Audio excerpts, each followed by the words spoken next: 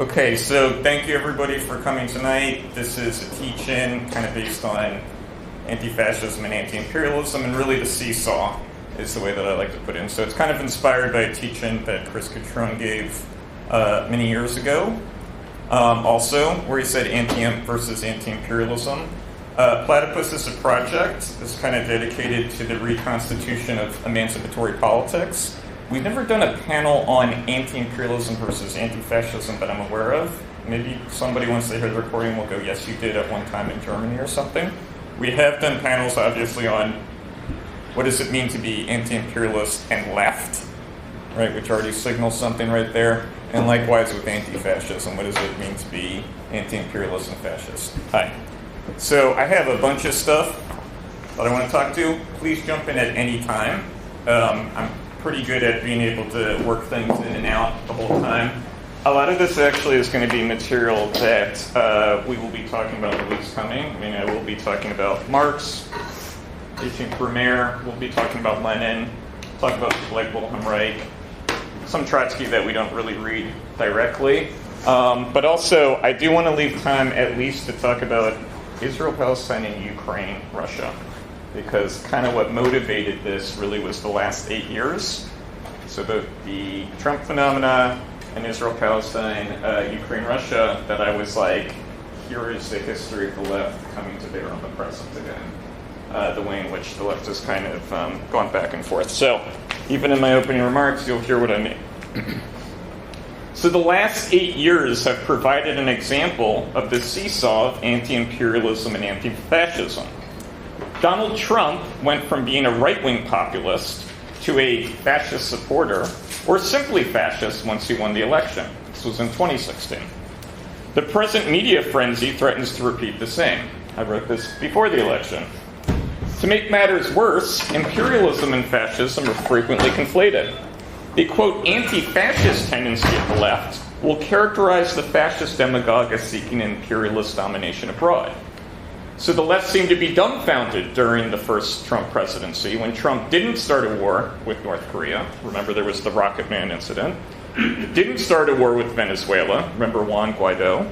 Or Iran, so the assassination of Soleimani. And I remember seeing the left on social media say, turn this war into a civil war, the Lenin slogan. So instantly reacting. But their concerns were more focused on domestic politics. This was despite Trump running as less interventionist than his opponent at the time, Hillary Clinton. It may be what they wanted, but don't be fooled, they warned us. Or as Jeremy Scahill, who's of The Intercept and has spent the last year, interviewing people around Gaza and emphasizing the kind of anti-imperialism. This is Jeremy Scahill, 2017. Some people find some hope in Trump's isolationism. They say, oh, well, he's less hawkish than Hillary Clinton would have been. To be clear, Clinton was an empire politician, a corporate Democrat. But I don't care if a fascist once in a while says something I agree with. No alliance with fascists. That was Jacobin 2017. It actually feels quaint to now watch my friend Benjamin Studebaker debate Rania Khalek of the PSL, Eugene Puryear of the PSL, Omar Badar, and Aaron Mate, that's the son of the famous Mate, who also gets interviewed all the time, on Katie Halper's show before the 2020 election about Trump's foreign policy. They basically all were saying Trump would be worse on foreign policy than Biden. The reason I bring this up is because everybody I've mentioned besides Ben Studebaker in the last year have now spent every day saying Genocide Joe, Kamala, Killer Kamala, right? So hopefully you're getting the kind of theme of this, that this is not the first time this has happened. So let's not repeat it. How did this come about? After defeating Trump's fascism at the ballot in 2020, the opposition that had galvanized under Trump slunk away. Indeed, as Tim Horace of Philly Socialists rightly pointed out at the time, there was a, quote, setback to the socialist movement in November 2020 that took a while to be universally acknowledged. The left is now upset with Joe Biden for being worse than Donald Trump without any of the humor. Buyer's remorse has set in. The old theories all of a sudden seemed one-sided. While Biden was cautiously praised for announcing the end of U.S. support for offensive operations in Yemen during February 2021, just a year later the U.S. would be involved in a war in Eastern Europe that has not yet ended. Some of the left want to now get back to other parts of the left. They want to punish Joe Biden. And indeed, parts of the left that were celebrating on Tuesday night into Wednesday, it was precisely because they're saying the Democrats ought to be punished for their imperialism, because I think it would be point back to them. They're not pro-Trump so much as they're anti-Biden or anti-Kamala Harris, a mirror of the anti-Trump from the late 2010s. And so they started to challenge things like the 1619 Project, which was popular and then kind of fell out of favor with the left in the 2020s. It might come back again, who knows. I wrote a lot of these things in the last month, and there's maybe a lot of whiplash that just happened. Even parts of the left challenged the George Floyd protests in 2020 as some form of a color revolution. In other words, was this kind of working in the favor of ousting Trump out of office? So the left of the second half of the 2010s, fixated on Trump's fascism, now seems to have given cover to the imperialist state's machinations. So I'm kind of voicing the anti-imperialists. Don't you know, by the way, that Victoria Nuland had that phone call with Jeffrey Piat, during the Maidan? Don't you know about the promise of not 1 inch eastward? Mutatis mutandis, the anti-imperialists will call the imperialist state fascist because it is violent and suppresses. And they'll say, don't you know the Biden administration are the real fascists because they give money to the Azov battalion. Or they support, the Taiwanese fascists or something like that. The ostensible dialectic from the Marxist-Leninists is now read into how every move that the West does ostensibly undermines it. Wars lead to multipolarity, we're told. Sanctions lead to de-dollarization, we're told. Alexander Mercosis, this is of the Duran, kind of a rad lib anti-imperialist podcast, ironically praises the Western sanctions for boosting the Russian economy. So they're like, oh, it's actually helping the Russian economy, creating kind of a military Keynesianism. Jacques Bode claims that the sanctions have opened up new horizons for the Russian economy. Perhaps we should be thankful and all wish we were sanctioned. This is not the first time that such a swing has happened. The rudderless zigzag of the left, like a fish fleeing danger, throws debris over the path that it took there. Words like fascism and imperialism and neoconservative are sort of not casually used, but kind of militantly thrown. And they're kind of just thrown about without any kind of grounding of what do these terms even mean. And really, when we think of what these terms mean, they're just pejoratives. They're just kind of sophisticated ways of saying, fuck that, I hate that. That's really what it means. So to think about these things, I want to kind of open up the question of what did democracy mean for Marxism historically? And then kind of lead into the question of Bonapartism, that will lead to fascism and imperialism. So this section is called, I'm quoting Rousseau, that we must always go back to a first convention. Our friend Rousseau. You've read Rousseau, I know that. The right to sovereignty, so emphasized by quote-unquote Marxist-Leninists, has its modern condition in labor. John Locke long ago put to rest any claim to land based on ancestry and first occupancy. Bourgeois society, as John Locke recognized, had so intermixed people of different cultures, which is actually what one means when one speaks of so-called civilizations today, that it was impossible to tell who was the true lineage. In practice, people ignored the denunciations of the religious sects.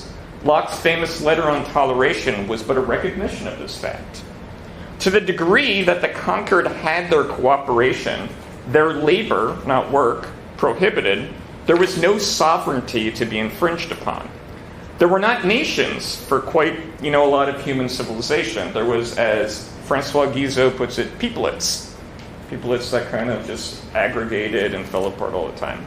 Thousands of cultures have perished.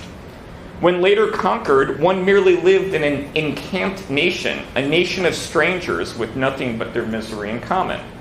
Conquest is not enough, however, to form a people.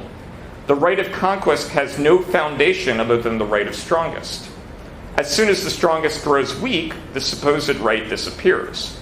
Only, to quote Augustin Thierry, industry united by mutual service is rendered the demand and the desire for common liberty.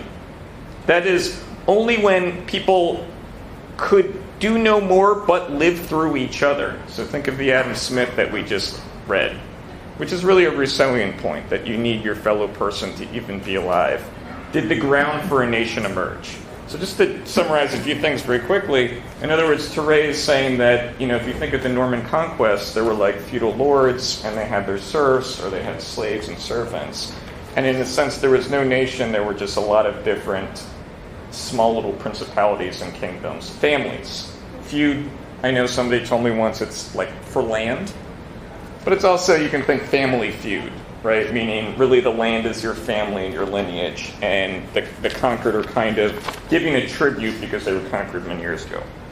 What is usually called the bourgeois revolutions was really the end of the process, what we call the formation of the nation. When this is forgotten, the means and ends become confused.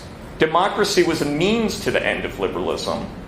The latter was not cooked up by white Europeans to trick the world into Western individualism, but was rather the reflection of the genuine demand of the modern social relation of labor. Such a society is characterized by the cooperation of free individuals.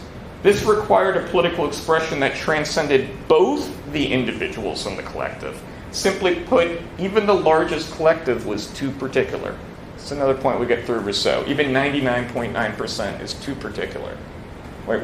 We're talking about society as a whole. When democracy was called upon in the most revolutionary moments, it meant a return to the simplest question. Who are the people?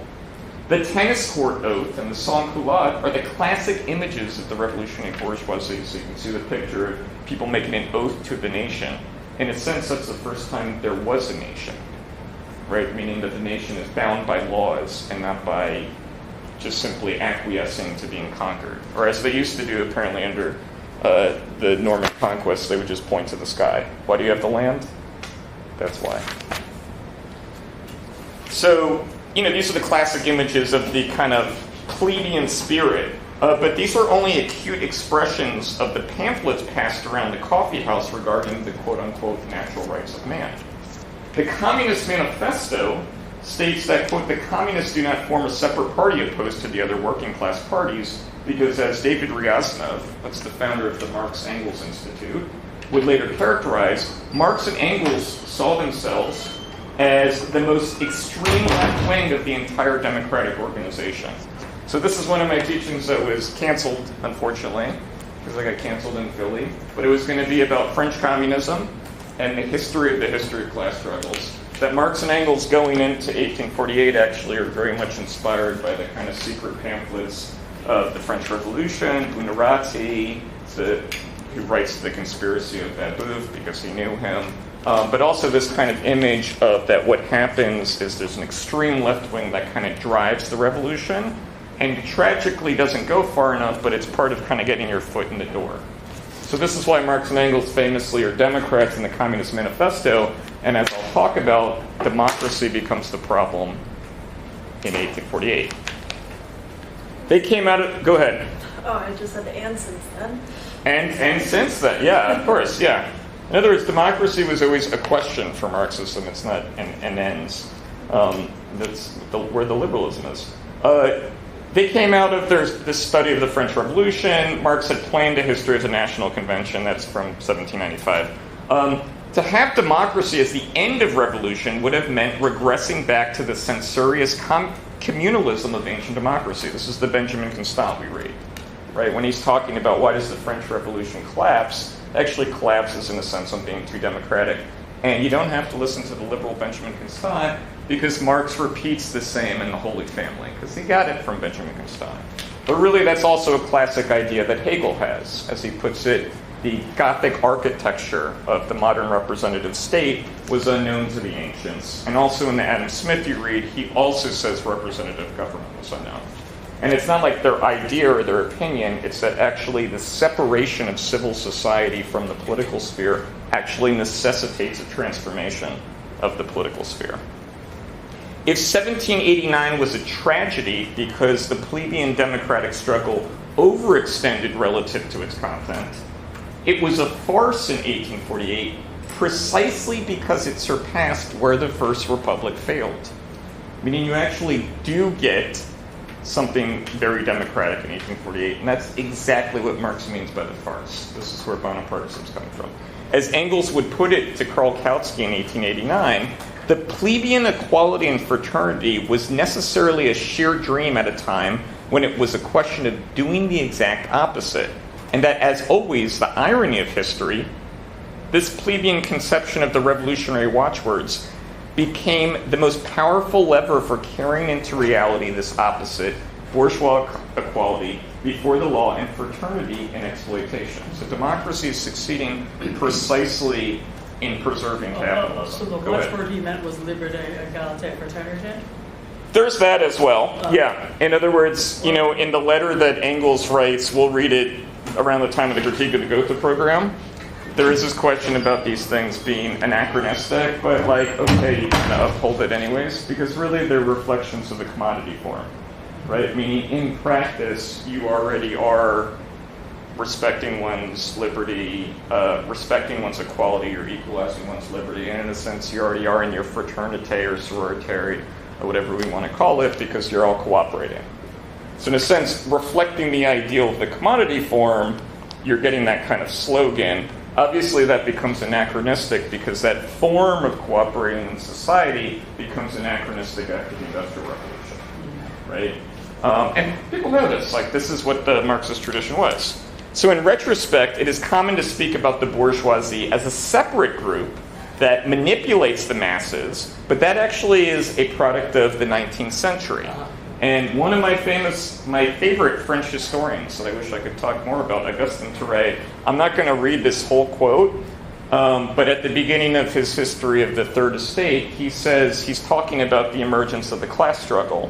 And he basically says the space that separates now from the past has given to people this idea that at the time of the French Revolution, there were three classes, right? That there were the nobles, the bourgeoisie, and then the people. And if you read someone like Auguste Blanqui, who's a very famous communist, in his Society of Seasoned speech from 1832, he says the same thing. So Marx writes a letter to Engels about Augustin Thierry's book right after 1848, and he's like, Thierry would be able to make sense of why people see the world like this if he followed our theory, right? Marx kind of does this thing of he needs to be a Marxist. But the point is that what actually could be recognized as the will of the people in the 18th century itself is becoming self-contradictory. So I'm taking some things for granted. This is not a capital and history teacher, and I'm assuming I know many people in this room have read Marx. But literally, the class struggle is not about economic classes. It's about the executive prerogative itself is becoming self-contradictory. Now, Daniel, we read Carl Schmitt over the summer, right? And so, from a Marxist perspective, one of the symptomatic kind of characterizations of Carl Schmitt is he seems to be kind of onto something. Obviously, he has a kind of right-wing way of putting it, but he does say in 1848 there seems to be an overextension of democracy.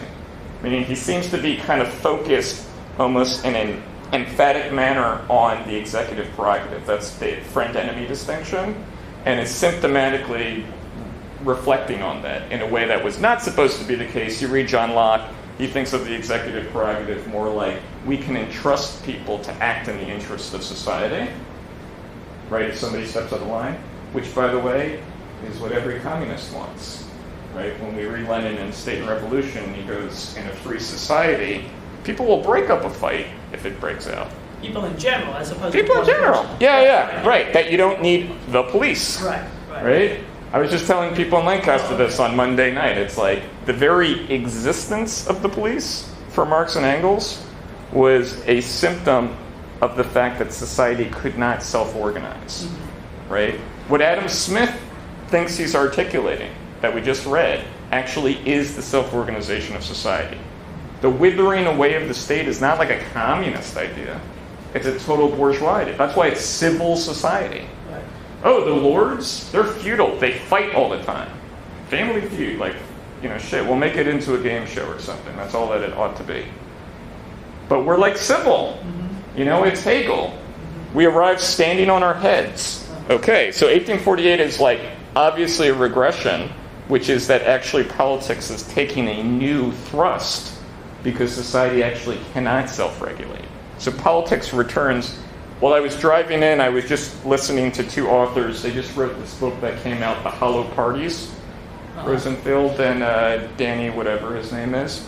They're talking about the Democrats and Republicans. And their whole thing is about Martin Van Buren. They're basically affirming Bonapartism, meaning that they're like, well, Martin Van Buren is picking up on the fact that society cannot regulate, and so therefore you need permanent parties to kind of constantly be organizing and mobilizing people. The Jacksonian Party. Go ahead. What were you going to say? I was just because someone mentioned that, I think someone mentioned that book to me just a couple of nights ago at an election night party. Mentioned that book to me. So. Yeah, maybe it will be like, bestseller now because it's like, everyone's freaking out. Okay, so the social republic that had motivated the spring of nations collapsed inwards. The proletariat moved to declare a republic, only to have the Republicans tell them that they must wait for a vote and not besmirch its victory by usurpation.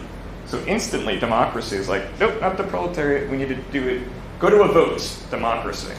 The republic was to organize labor, but that would require organizing its antithesis, capital. So you can think of Marx has these lines where he's like, oh, organize labor, but isn't the Ministry of Finance the organization of labor? Right? And I think people think he's being sarcastic. No, it's literally contradictory. I mean, if you want to organize labor, you got to organize Wall Street. You got to organize finance capital. It's not like cutting off the parasitical hands or something. Right. The class representatives of the revolutionary provisional government could not hold the republic together and took to the streets in June 1848. On the side of the proletariat stood none but itself. On the other, all of democracy. All of democracy puts down the proletariat. Brutally, violently, 3,000 killed in the streets of Paris. Right? It's not like the proletariat are not the masses. So let me also just say some other things as well. I just want to pull these terms out. I'm basically just going to follow Lenin right here, and then I'll get to this one. These two terms get conflated all the time. All the time. In a way that prior to 1848, they were not conflated, but Marx kind of thought there's going to be like revolutionary democracy. Like, again, back to the French Revolution point, and that the proletariat, which is the organized labor, would come out as the hegemony of the revolutionary democratic movement. We read, of course, Marx's famous address to the Communist League in 1850. He's already saying, no, the proletariat have to organize themselves separately in a party. Because already, as I was just saying, with the June insurrection, it's actually becoming clear that democracy can put down the proletariat. Right? So that's like a very crucial thing. Go ahead, Zach. I just assume they're going to come back to this point. Yeah. I mean, this is what I'm going to run with, of course. Or as Engels would later write in 1884, from May 1848 until Bonaparte's election in France in December, the purely Republican Party of the National, the weakest of all the parties, was in power simply owing to the whole collective reaction organized behind it. That's a letter to Kautsky, where he says, I don't take the words pure democracy. He's like just commenting on one of his drafts, and he goes, because of course pure democracy put the proletariat down in 1848. This is going to come back with fascism. Democracy had put down the proletariat, and the workers wanted revenge. They did so democratically. That fall, they would support Napoleon III, Louis Bonaparte, as a means of the deposition of Cavaignac, the overthrow of the Constituent Assembly, the dismissal of bourgeois republicanism, the cessation of the June victory. In other words, the workers are killed in the streets, and then a few months later, they vote for Louis Bonaparte to say, fuck you, capitalists, and fuck you, Republicans. Right? Very important. Very important. And by the way, there are capitalists who vote for Louis Bonaparte, and there are peasants who vote for Louis Bonaparte. Meaning, actually, out of the animosity, they're like, get him. Yes, get him, Louis Bonaparte, right? Very important. Very important. Napoleon III was an outlet for the democratic masses to express their anti-capitalism. Marx aptly described his election as the coup d'etat of the peasants, which overthrew the existing government. So they actually overthrow the republicanism. They illiberally overthrow the liberal government, and that was supported by the proletariat. Thus, in seeming to escape the despotism of the class, of the capitalist class, society fell back under the despotism of one individual, and what is more, under the authority of an individual without authority. Bonaparte's actual coup, so people always confuse, they think of Bonapartism as what happens in 1851. Bonaparte's actual coup was already, in a sense, backed in 1848. So we did an interview with a famous kind of political scientist, a guy named Dick Howard up at Stony Brook, and in the interview he's like, oh, Bonaparte's coup is in 1851. And it's like, no, it's in December is really where you get Bonapartism. Meaning Marx and Engels are saying the democratically elected person out of anti-capitalism, that's already the problem. This anti-capitalism necessarily swung the democratic masses towards socialism. So the peasants get into, they want to cut their interest rates, they want to cut the loans. There's like a wine tax that's put on the peasants, and they want this removed and everything like that. And so again, the specter of socialism constantly kind of shows up. And this is where you get the famous line from Marx that even the most banal bourgeois demand is castigated as socialism. Right? So like all sorts of things that are considered socialism today are just basic bourgeois demands. You can nationalize industries. Right? This is what the left says all the time. They go, oh, look at the pink tide in Latin America, socialism. This is completely within the realm of bourgeois society. You can nationalize everything, expropriate the factories, all of that is within bourgeois right. Any questions so far? Just keep going. Okay.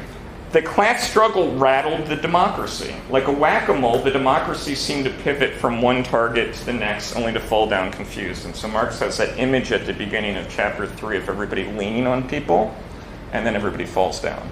So that Louis Bonaparte, who we don't actually know if he's related to Napoleon, there's like this weird rumor, who was like in a jail a few years prior, he arises to the top of France. And it's like, you can't actually blame that France was invaded by another country. It literally is like an expression of the complete incompetence of society as a whole. Right? I think it's actually Engels who writes the letter to Marx in December of 1851, who says, once it's a tragedy, then it's a farce. But he's the one who says Napoleon III is carrying out like a farcical Brumaire. Right? It's like, how do you even explain that? And actually, just a few years later, people pretended like it didn't even happen. Right? It was too shocking. This is why for Lenin, it was, quote, no use thinking that the petty bourgeois or semi-petty bourgeois masses can decide in advance the extremely complicated political question to be with the working class or with the bourgeoisie. Lenin. That's in 1919, by the way. In other words, he's saying, actually, the class struggle is more complicated than democracy offers. And that's really because for Marx, the class struggle is the contradiction of democracy. Go ahead. Could you just repeat the quote? This is Lenin from the Constituent Assembly and the Dictatorship of the Proletariat. It's a response to Karl Kautsky in 1919. Quote, this is why it's no use thinking that the petty bourgeois or semi-petty bourgeois masses can decide in advance the extremely complicated political question to be with the working class or with the bourgeoisie. Because it's not about higher wages, right? In other words, what actually is the interest of capital and what is the interest of labor? Like, I think people today think, oh, the interest of labor is higher wages, but actually wages are capital. That's why they're, right? Like this is Das Kapital, it's like a classic Marx thing. And so really, actually, the class struggle is not expressing material conditions. By the way, Louis Bonaparte, under his reign, there is a boom. The arcades in Paris today, that's under him. If you know your Walter Benjamin, then Walter Benjamin is like the Arcades Project, right? He's writing all about all the things that blow up in Paris afterwards. Meaning there's a boom, and there is great employment and everything. And Marx is like, this is the counter-revolution. Okay, that's because labor and capital, this is a self-contradiction at the level of the general will of society. Right, at the executive prerogative is maybe too narrow of a way to put it. But in other words, out of what even constitutes the people. And so the Communist Manifesto that we're reading next Thursday, Marx and Engels are going to say, in present society, the past dominates the present. So obviously the workers have an interest both in the present and the past. You have an interest in civilization hitherto, and you have an interest in your potential going forward. Right? Like literally, I was telling people in Lancaster this on Monday because they were trying to nail me down on, what is capitalism? Capitalism's like a contradiction in time. Right? We'll read selections from the Grundrisse, but it's like a contradiction in the very relation of society to itself. History becomes contradictory. Right? That's why history becomes the history of class struggle. Any thoughts so far? Or I'll keep going. This is going to lead into the fascism imperialism. I have to, trust me. Actually, we're getting there right now. This might seem incredulous, but keep in mind that being with the bourgeoisie does not mean agreeing with the leaders. It meant being in bourgeois society. That requires nothing more than being fed and sheltered. That's all that means. And in fact, what does Louis Bonaparte do in 1848? He gives money, food, guns, and the arms of courtesans. That's my PG-13 way of putting it. To young, homeless 18-year-old men, and goes, you see those capitalists who are fighting those workers? Just shoot all of them. Not shoot the workers, shoot the capitalists. Oh, them? Fuck them. I hate them. They're rich-ass motherfuckers. That's how you save capitalism. Right? Like all the shit that's on Twitter right now, like I drink from the tears of the bourgeoisie. Counter-revolution. Okay, thank you. So as Lenin would write in his commentary on the Russian Social Democratic Labor Program in 1902, if we really knew positively that the petty bourgeoisie will support the proletariat in the accomplishment of the proletariat's revolution, it would be pointless to speak of a dictatorship. For we would then be fully guaranteed so overwhelming a majority that we could get on very well without a dictatorship, as the critics would have us believe. The recognition of the necessity for the dictatorship of the proletariat is most closely and inseparably bound up with the thesis of the Communist Manifesto that the proletariat alone is a really revolutionary class. This was not as simple as getting majority consent. Imperium, writes Sunit Singh, that's a platypus member, originally referred to the authority of those who ruled, not to the state or countries that were ruled. That's where the term imperialism comes from. Like ancient democracy, citizens were those who participated in political decisions, such as the collective use of force. Unlike ancient democracy, however, the condition of modern democracy was class society. This was what imperialism meant for Marx. Indeed, it was a form of socialism. So I was just talking about Louis Bonaparte.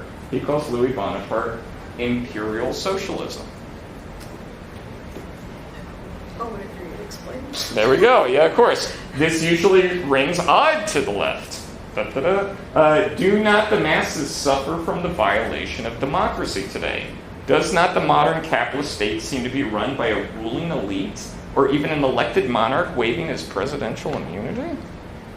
The missing dialectic here is the democratic destruction of democracy. The appearance of independence, that of the state, quote-unquote, strengthening itself vis-a-vis civil society, seems to suggest an inadequate democratization of society, or at least recognition of democratic rights. Thus, it is common to hear the left say that the ruling elite do not represent the interests of the people, but the state is, quote, not suspended in the air. Such estrangement is the reflexive, quote, admission that this society has involved itself in an insoluble self-contradiction and is cleft into irreconcilable antagonisms which it is powerless to exercise. That's from Engels. If the general will of the people manifests as the class conflict, it is not unreasonable to demand an external force conquer all. Roberto Michels, so this is a famous, iron love oligarchy person. I think Michels is sometimes how it's pronounced. Followed this to the end. Quote, Bonapartism recognized the validity of the popular will to such an extreme degree as to concede to that will the right of self-destruction. Popular sovereignty could suppress itself. This self-destruction only takes its cue from when the general will comes out in the open as, to quote Marx, a fight for the preservation or annihilation of the bourgeois order. Okay, So as Rosa Luxemburg once wrote, every legal constitution and its reforms are, quote, carried on only in the framework of the social form created by the last revolution. Prior to 1848, revolutions at the most extreme would use the army to maintain the rule of one part of the people over another part of the people. Right? Like that's the kind of heroic image of the classic bourgeois revolution, is that the people go to the military throw down their guns, and they go, you're my dad, right? Like they actually thought in the Second International that if you had a worker, like a militia, they won't fire on the soldiers because the soldiers, they won't fire on the workers because the workers are their parents. Like your children are in the military, you're not going to shoot your parents. Go ahead. This is very similar to what you had me read for today. I don't remember. Yeah. The fascism thing, the mass psychology of fascism. It's exactly that. Well, in a lot of ways, I mentioned Walter Benjamin earlier. When fascism comes about, and this is you're reading the tea leaves of where this teaching is going, it's because he's seen it as a repetition of the 19th century. Meaning, of course, fascism is democratic. Right? In other words, it ends up getting mystified, that it's like, no, it's not, because it suppresses democracy. And it's like, yeah, every Marxist who remembers anything about 1848 remembers that that's always been the case. That's why there was a necessity of the dictatorship of the proletariat. Right? I think people take it as the necessity of like a popular dictatorship, and it's like, no, we've been, in a sense, that already happened. Right? And when it becomes unpopular, it gets overthrown by something popular, and that's been the best resource for capitalism. So I'm not here to necessarily say things people want to hear. Like, we want to hear, there's like good people on one side, there's bad people on the other side, and there's a comet that comes down and kills them, and then it's great, right? And it's like, if that was the case, we wouldn't have this issue right now. Okay. So, thus the state, even in the 1830s, around the Les Miserables period, still remained an instrument of the ruling class, however much the state strove for power of its own. The conquest of all, out of the revolution to emancipate all, meant the self-contradiction of the national revolution. Going back to people talk today about the right of sovereignty. That's why I started off with that. Quote, what then forms the novelty in the regime now openly inaugurated by Louis Bonaparte? That he rules by the instrumentality of the army? So did all his predecessors since the Thermidor. Yet, if in all the bygone epochs the ruling class, the ascendancy of which corresponded to a specific development of French society, rested its ultima ratio against its adversaries upon the army, it was nevertheless a specific social interest that predominated. Under the Second Empire, the interest of the army itself is to predominate. The army is no longer to maintain the rule of one part of the people over another part of the people. The army is to maintain its own rule, personated by its own dynasty over the French people in general. It is to represent the state in antagonism to the society. Right? In other words, when I said like the demand to be conquered, that's actually society yelling uncle. Right? In other words, as Engels puts it, it would consummate itself in fruitless struggle to the West. Imperialism was thus understood by Marx as the most prostitute and the ultimate form of the state power. That's actually when he uses the term. The condition for the imperialist state was a situation where the bourgeoisie had already lost, and the working class had not yet acquired the faculty of ruling the nation. This means the bourgeoisie could not lead in civil society. That's actually what it means. So the bourgeoisie stopped leading a long time ago, 200 years ago. They don't like rule whenever people are talking about this on the internet. The extension of the state indexed the impotence of the proletariat as the vanguard of its failure to lead the democratic revolution. Bourgeois forms in republican expression could only be achieved by the state of siege. So think about, like, I was just reading something today about Madisonian institutions, checks and balances. It's like, we have checks and balances in the United States on the ends of bayonets when they were supposed to free you from bayonets. So whenever people blame the Constitution or Republican forms, it's like a misrecognition of the problem. It's not that Madison said something and therefore this is why things are fucked up in 2024. It's that, in a sense, we have anachronistic forms. That is all that we have until we can figure out a way to overcome that, which is not going to be done through Supreme Court rulings. But like, in a sense, they don't express the content that they were made to express. Right? So it's not about blaming the Senate or something like that. This was a political task for the proletariat, not a technical one. For the capitalist class reigns but does not govern. It leaves the government of the state to the wage workers and employees. Like, in a sense, we already have a dictatorship for the workers. What's that? We already have a dictatorship for the workers. Right? It's like, if you look at government employees, of course they're like working class people. They're not like billionaires, of course not. I interned once in the government, it's like, yeah, of course, they're, Bonapartism, as Marx characterized it, was a regress in politics. What had regressed? The aim of the bourgeois revolution was to overcome the need for politics, hence the phrase civil society. The self-organization of the workers as the vanguard of the democratic revolution had collapsed. Bonapartism was a phenomenal expression of this. The treachery of the small property owners, as Karl Kautsky put it, meant not the betrayal of small business owners, as the left is fond of throwing Canadian truck drivers and January 6th protesters under.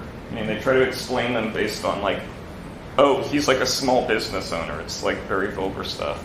But plebeian democracy, the sans-culotte, or that which had formed the backbone of the Jacobin dictatorship. So Robespierre's kind of base, or sans-culottes.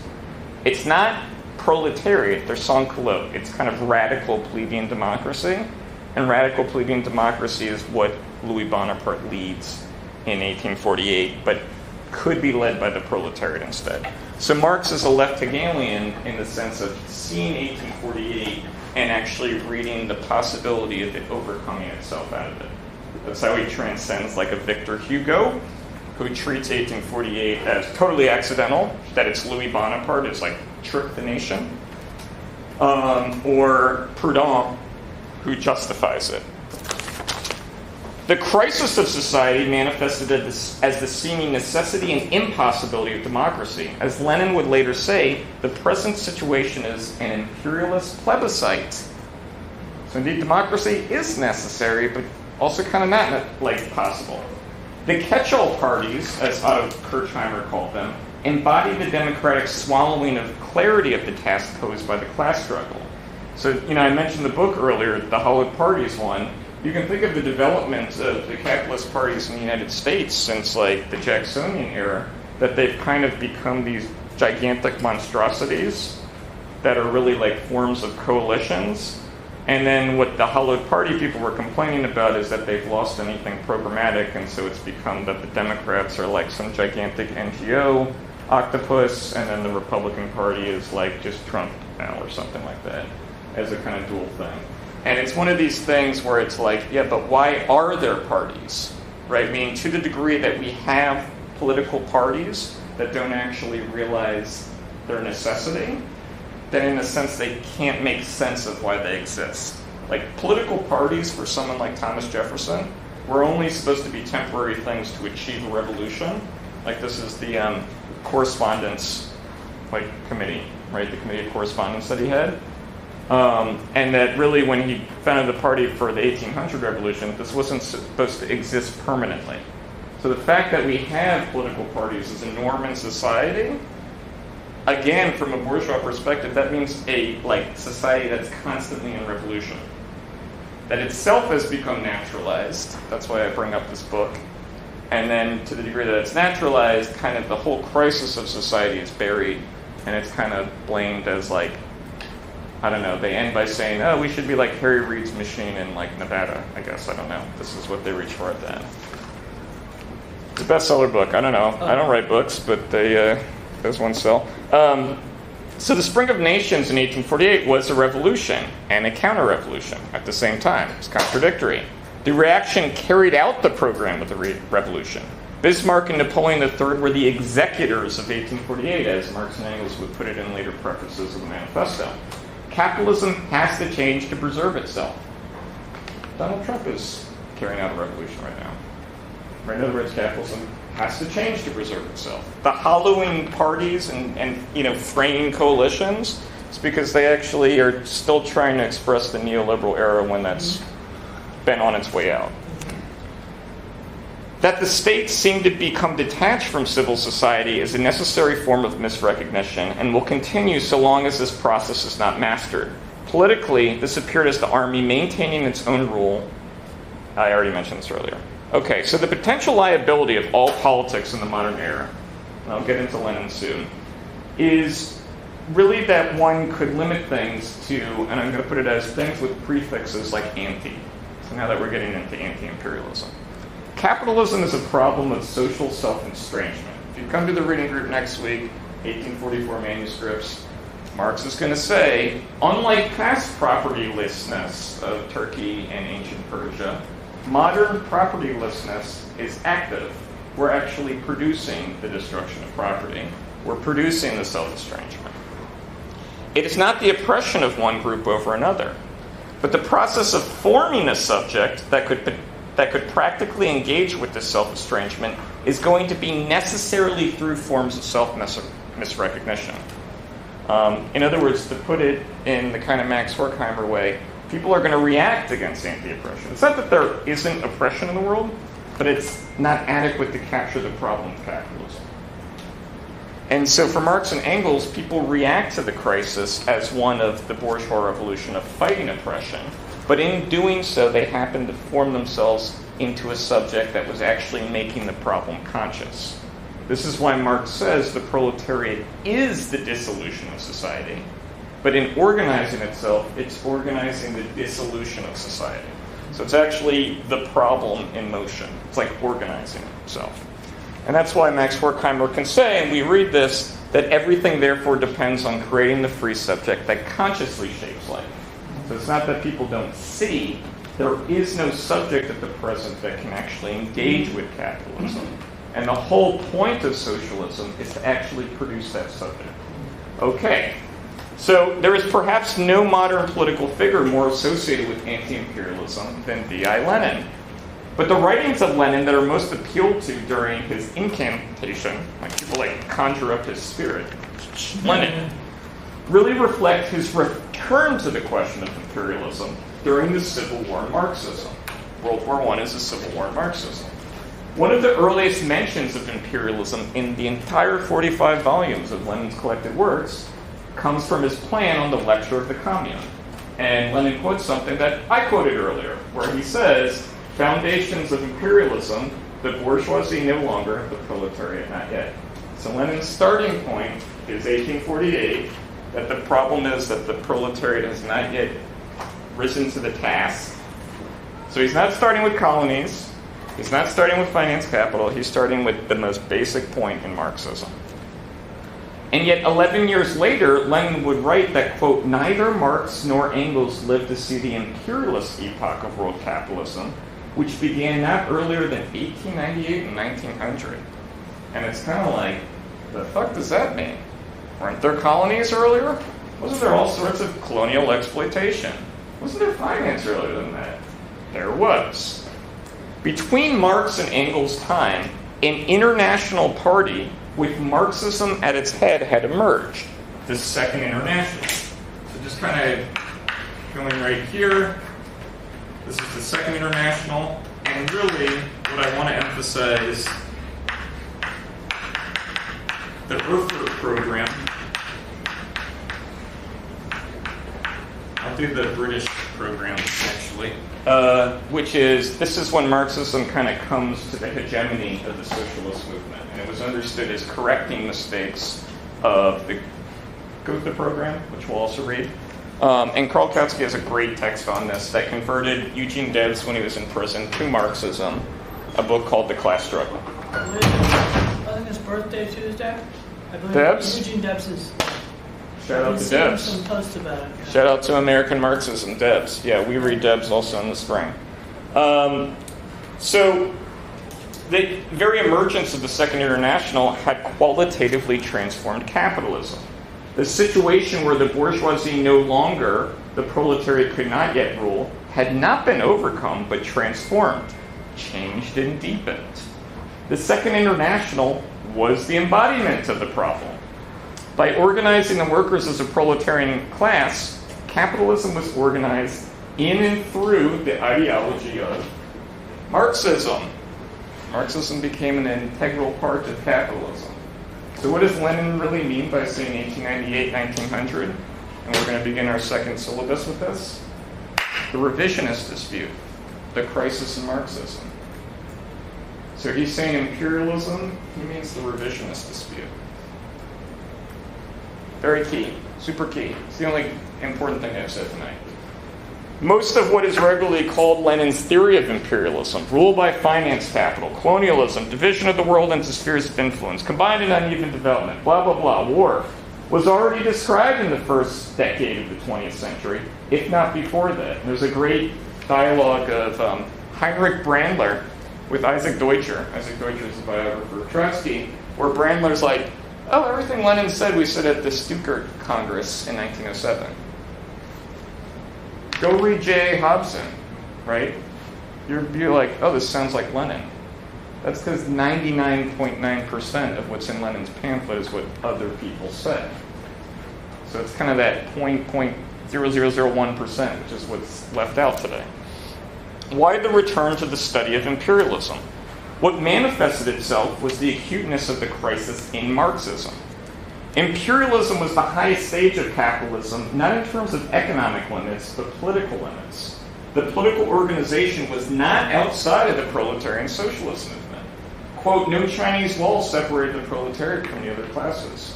Monopoly capital meant not just the trustification of businesses, but the monopoly over labor. The unions, meaning the very strength of the unions was monopoly capital. I guess today people think it's just Google or something. And it's like, no, the workers are successful to the degree that they're a monopoly.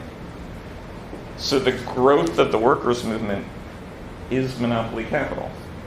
Marxism is driving imperialism. So, Lenin has like a little article where he's quoting this capitalist who's talking about when the trustification happened, and the capitalist says, well, the greatest trustification happened in 1905. What happened in 1905? Wasn't there like a revolution in Russia? The proletarian socialist movement is driving the trust in monopolies, right? So what Lenin's doing in the imperialism pamphlet is he's saying, look, all of these cartels and monopolizations that are happening, they're actually tracking the moments of revolution. And so in a sense, it's all of the embodied history of the proletarian socialist movement. Today people it's BlackRock. I don't know, they just like throw shit out there. And it's like, yeah, but that has nothing to do with anything that has organized any movement or something. They kind of say the words, they say finance capital, they say banking. It has nothing to do with what Lenin was talking about. And that's fine, people can say whatever they want, but if they're going to like run around and say I'm a Leninist, maybe they should think about that, maybe, and go, maybe I'm not. Maybe I'm not interested in Lenin. When the war vote was posed in August 1914, the leaders of the Second International had to face a question that is unknown to people on the left today. They had to take responsibility. This was not as comfortably framed as it is so often depicted to people on the internet today, when it is imagined as if it's a moral choice between war and peace. As Rosa Luxemburg wrote later regarding the August 4th decision, you know what the August 4th decision is, right? That's when the Germanists payday and the French socialists vote for World War I. So the Marxists directly have a hand in how World War I starts. And of course, leftists read this today and go, I would never do that. I'm a morally upstanding person. And it's like, because you have no responsibility. I'm the most morally perfect person. I would never do anything bad. And when I do, I didn't mean it or something. So here's Rosa Luxemburg in the Junius pamphlet, writing from prison. Would the masses have supported the social democracy and its attitude against the war? That is a question that no one can answer. But neither is it an important one. Did our parliamentarians demand an absolute assurance of victory from the generals of the Prussian army before voting in favor of war credits? What is true of military armies is equally true of revolutionary armies. They go into the fight, whatever necessity demands it, without previous assurances of success. At the worst, the party would have been doomed in the first few months of the war to political ineffectuality. The voice of our party would have acted as a wet blanket upon the chauvinistic intoxication of the masses. It would have preserved the intelligent proletariat from delirium, would have it more difficult for imperialism to poison and to stupefy the minds of the people. The crusade against the social democracy would have awakened the masses in an incredibly short time. In other words, she's saying it might have been the task of the party to actually go against the masses. And that's not like an accidental combination of things. That's because, again, going back to this, masses, class, and party, these are non-identical moments in the proletarian socialist movement. They're contradictory. They're not like a straight line. Today they get collapsed. Today the people will say, oh, the party is the vanguard. No, the class is the vanguard. The vanguard of the democratic masses, and the party's the political arm. It's like Lenin actually says this in something we read, Left-Wing Communism, and then you know what he writes afterwards? This is all elementary. I wish. But of course it's like all collapsed today. And it's all collapsed not in terms of bad thinking, but in terms of it really doesn't exist. And that's why I was saying that Democrat and Republican parties, they're not really parties. They're kind of like catch-all bureaucratic institutions. Karl Kautsky, from his commentary on this, he says there's only one party in Germany today, it's the Socialist Party. Because he says everything else is kind of like a bureaucratic interest group. It's true. So consequently, it was the responsibility of the proletariat, which had brought the imperialist pressure to a pitch, to lead the awakened nationalism. That was informed by the history of the proletarian socialist movement. In the spring of 1848, the Spring of Nations that Marx and Engels participated in, national self-determination had been used to put down the European revolutionary movements. Pan-Slavism is used to put down, the Austrian Revolution, for example. Yes. Lenin's reception of this was to note Engels' warning that, this is Vladimir Lenin, remember this everybody, that India might perform a revolution against victorious socialism. That's both Lenin and Engels. That's Lenin quoting Engels. In other words, they are aware that people are going to demand independence from colonization. They could go all sorts of directions, right? In other words, going back to the basic point I started with, that national self-determination is bourgeois, socialism has to go beyond it, you might have the counter-revolution right there. The counter-revolution doesn't happen through hi, I'm a Satanist, I'm evil, I like bad things. It happens through, I'm for the people and I'm democratic. Remember this.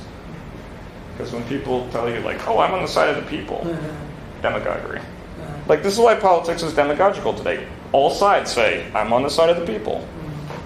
You can't say anything else. You can't be oh, I'm on the side of the elites. Of course not. Of course not. So Lenin takes it up. The point then of Lenin's program for self-determination was the fact that there were these demands for self-determination, especially after 1905. Turkey, Persia, China. Go ahead. Right, there's a emergence of nationalism post-1905. Ukraine. And there's a reason I also said Turkey and Persia, because this is also related to Israel and Palestine, meaning the emergence of Turkish nationalism encourages Arab nationalism, and that's already there with the collapse of the Ottoman Empire, and that's part of what the British play with. We'll talk about Israel and Palestine, I just want to keep going. Okay. So what Lenin's goal then was to lead that democratic revolution. And that's why for him, this is why there was a program for this. Meaning that was not the goal, but as he puts it,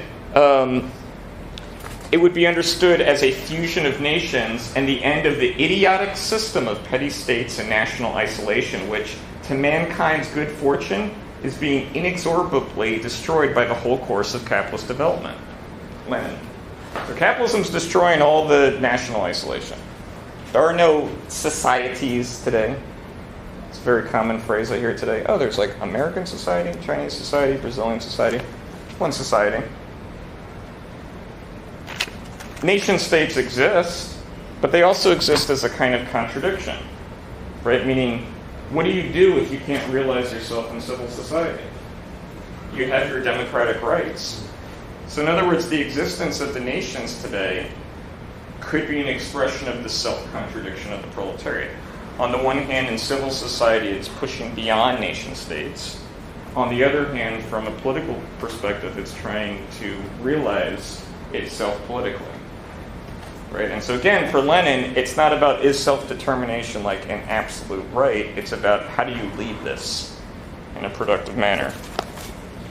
The support for the right of self-determination of nations follows simply from the workers' defense of liberalism.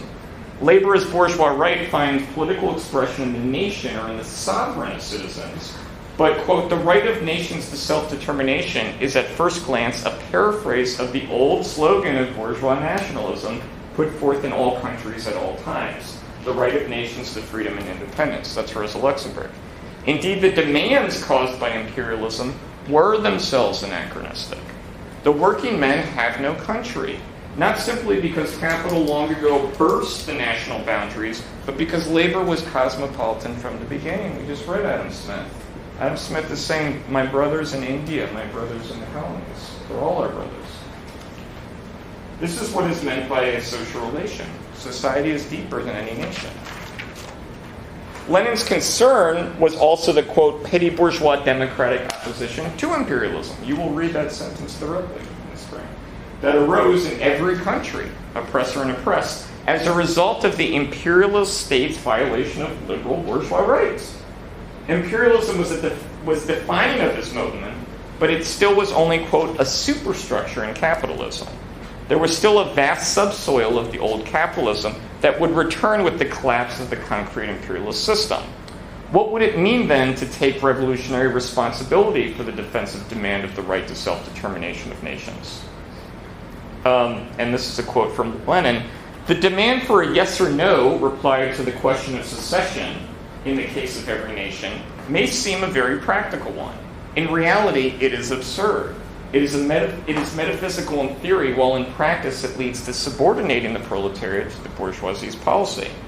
The bourgeoisie always places its national demands in the forefront and does so in categorical fashion. With the proletariat, however, these demands are subordinated to the interests of the class struggle. Theoretically, you cannot say in advance whether the bourgeois democratic revolution will end in a given nation seceding from another nation, or in its equality with the latter. In either case, the important thing for the proletariat is to ensure the development of its own class. I mean, it was understood that actually, like, fighting British colonialism, that you were forming the Indian workers' movement. It wasn't just the fight against British colonialism. For the bourgeoisie, it is important to hamper the development by pushing the aims of its, quote, own nation before those of the proletariat. That is why the proletariat confines itself, so to speak, to the negative demand for the recognition of the right of self-determination. Negative because it is purely about the removal of national oppression. Unpractical because the proletariat is too democratic for the national form. So just to jump ahead again, let's take Ghana. Right? I remember talking to people about this because I was reading the Kwame Nkrumah.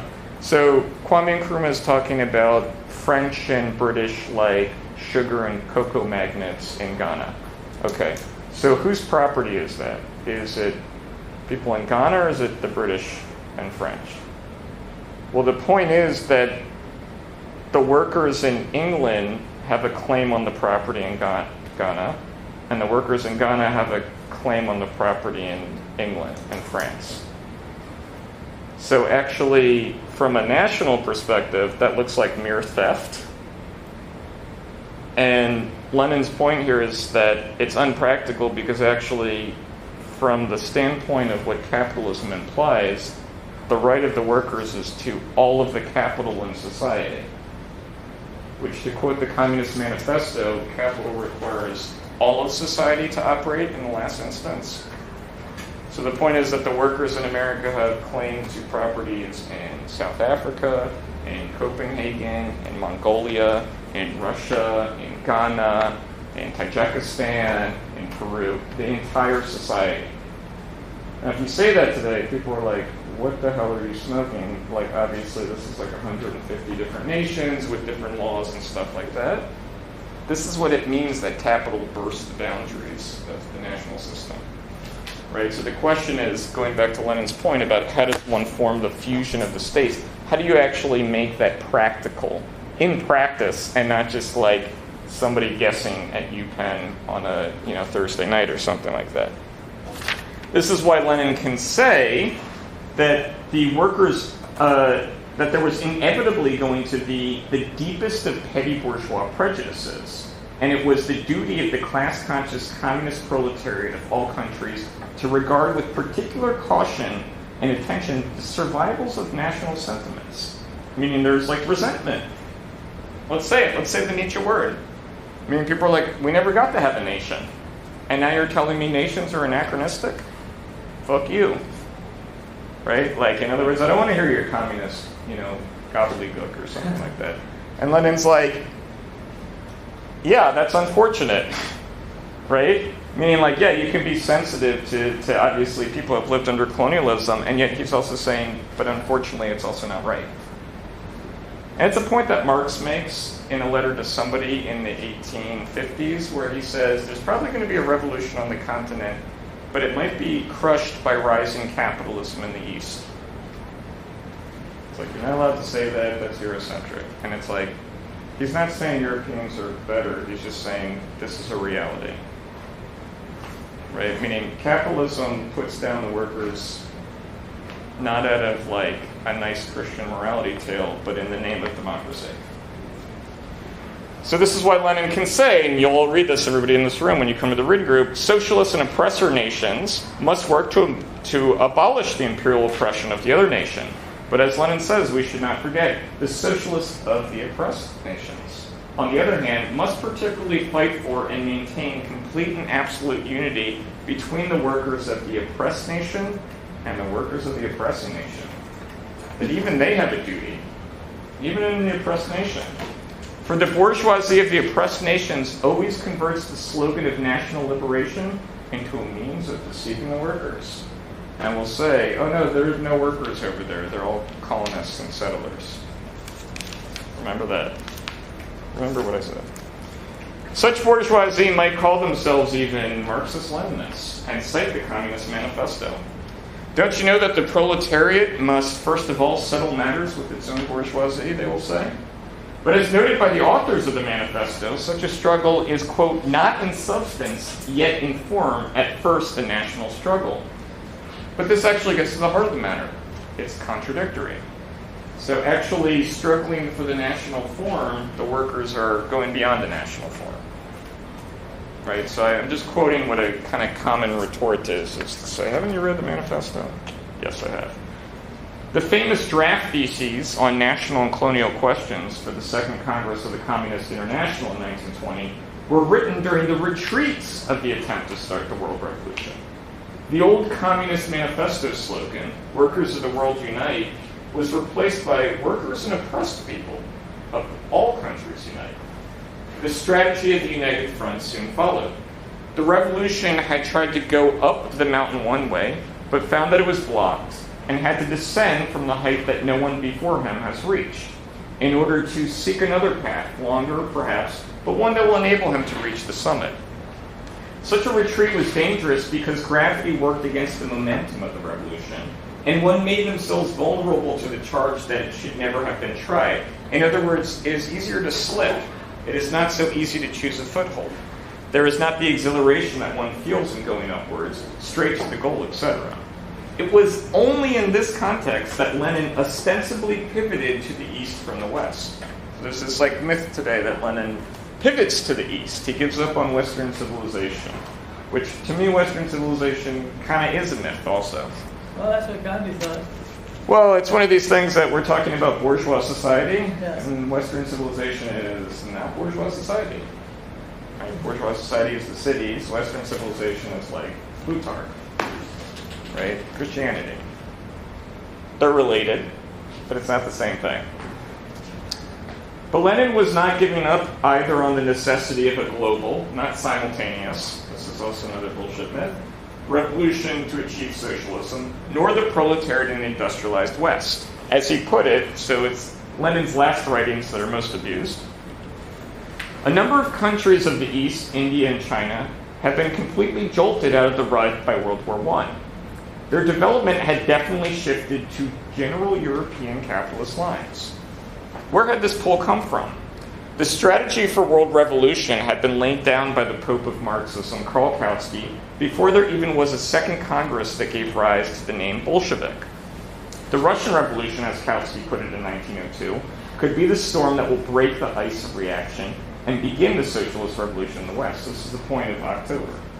In the aftermath of World War I, the victorious imperialist powers had not just stopped the advance of socialism in their own countries, but also advanced the productive forces towards socialism through the exploitation of the first of the countries vanquished in the imperialist war, Germany. So now we're going to start getting into fascism. Combined with the exploitation of the whole East. So like in Lenin's final writings, he's saying the West is holding itself up by turning Germany into a colony and putting it in a kind of colonization with China and India and Germany. Okay. If this seems contradictory, remember we're talking about capitalism. Precisely because of this imperialist exploitation, the East had been definitely drawn into the revolutionary movement, had been definitely drawn into the general maelstrom of the world revolutionary movement. People had fought in World War I. This put the overwhelming majority of the population of the globe, this is like Russia, India, and China, into a developing situation that must lead to a crisis in the whole of world capitalism, a future showdown between socialism and capitalism on the global stage. So again, Lenin is saying these people are going to be demanding decolonization. And so he's asking the question, who's going to do it and how? This is very important when we talk about Israel and Palestine in a little bit. Right? In other words, everybody knew the Ottoman Empire was collapsing. The British mandate is not like, oh, we're triumphant here. It's like, oh shit, we're taking over a collapsing colony. This would mean an alternative path up the mountain to world revolution.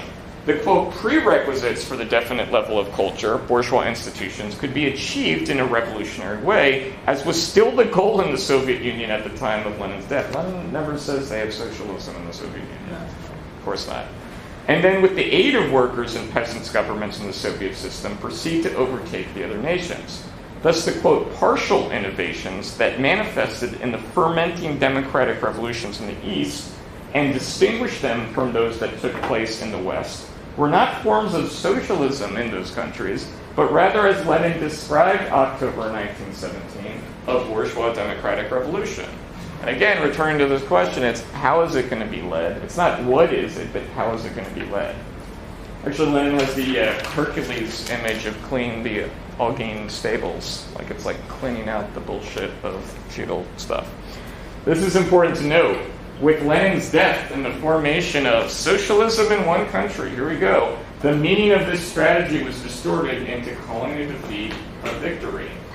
The Communist Party had learned that there was apparently a possibility of resolving internal contradictions, which can be completely overcome by one country.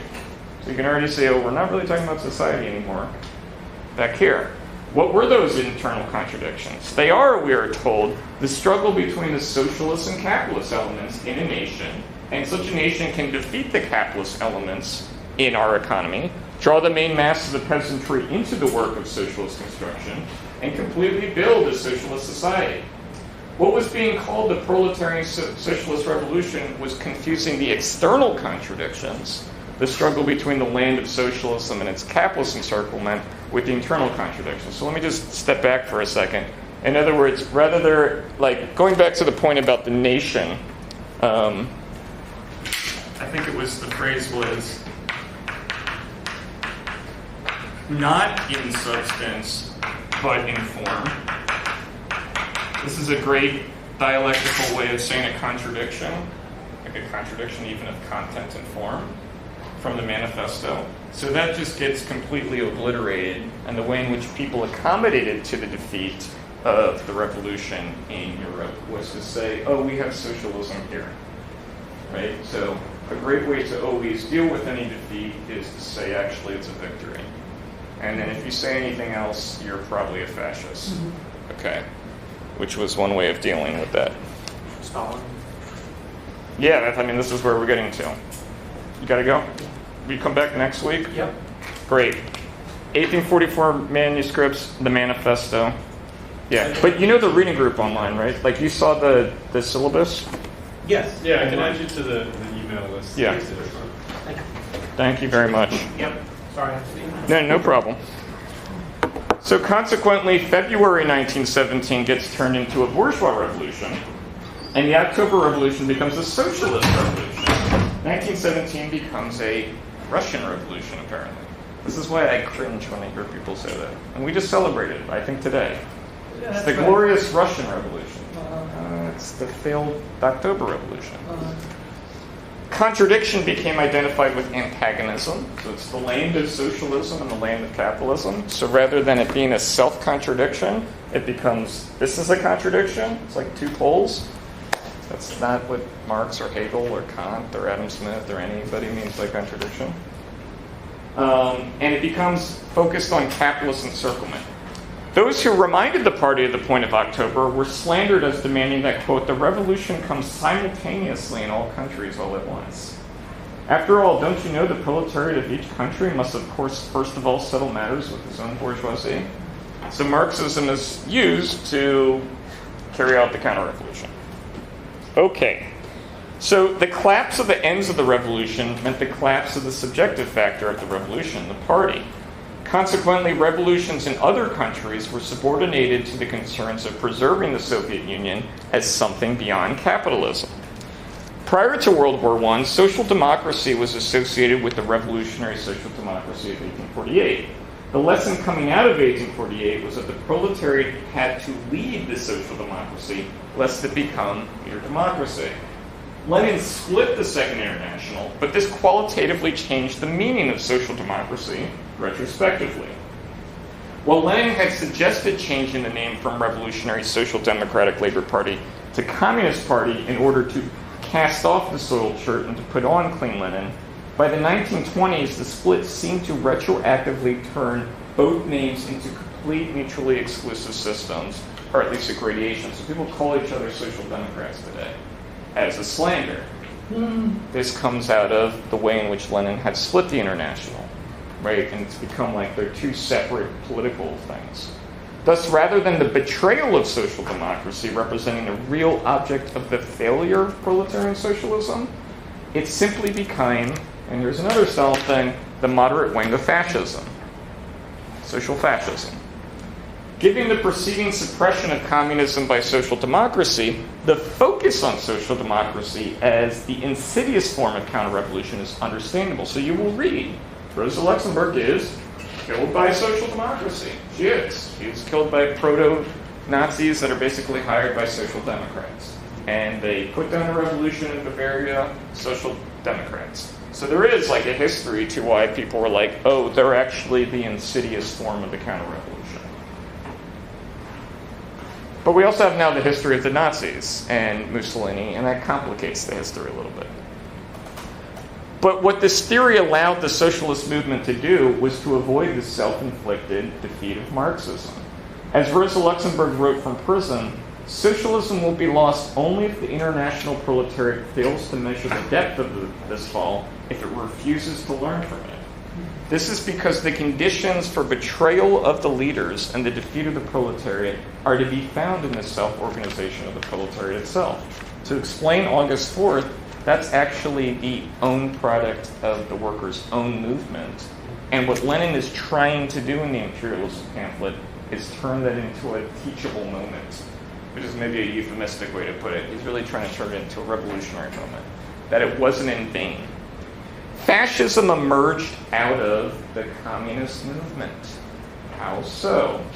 In late 1918, Rosa Luxemburg, in a speech on the Spartacus Fund, stated that, quote, further development of capital has, however, led to the fact that what was incorrect in 1872 has become truth today, so that our immediate task is to fulfill what Marx and Engels, written this out earlier, thought they would accomplish in 1848.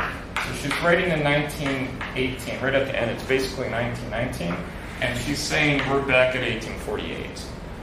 And actually, as she puts it, we've advanced back to 1848. And what's missing, this big thing in the middle right here has been the party. The party emerges as a symptom of 1848. And the very development of the party has brought them back to the very origin of why there are parties in the first place. Such a seeming repetition through regression was not the result of a time machine, would you believe me, but the contradictory character of the very organization of the proletariat. It was the progress of society, but of one society, of one progress, capitalists. If the proletariat is the class organization of the dissolution of society, then in its struggle to form itself, it will necessarily sharpen the instability of bourgeois society. So the very development of the proletarian movement is driving imperialism. And imperialism, as I was just mentioning earlier, Germany is getting turned into a colony, driving people crazy, especially if you just lost the war. Leon Trotsky simply took this for granted when he described the stakes of the failure of proletarian leadership in 1932. This is him on fascism. The strikes and the political disturbances aggravate the economic situation of the country.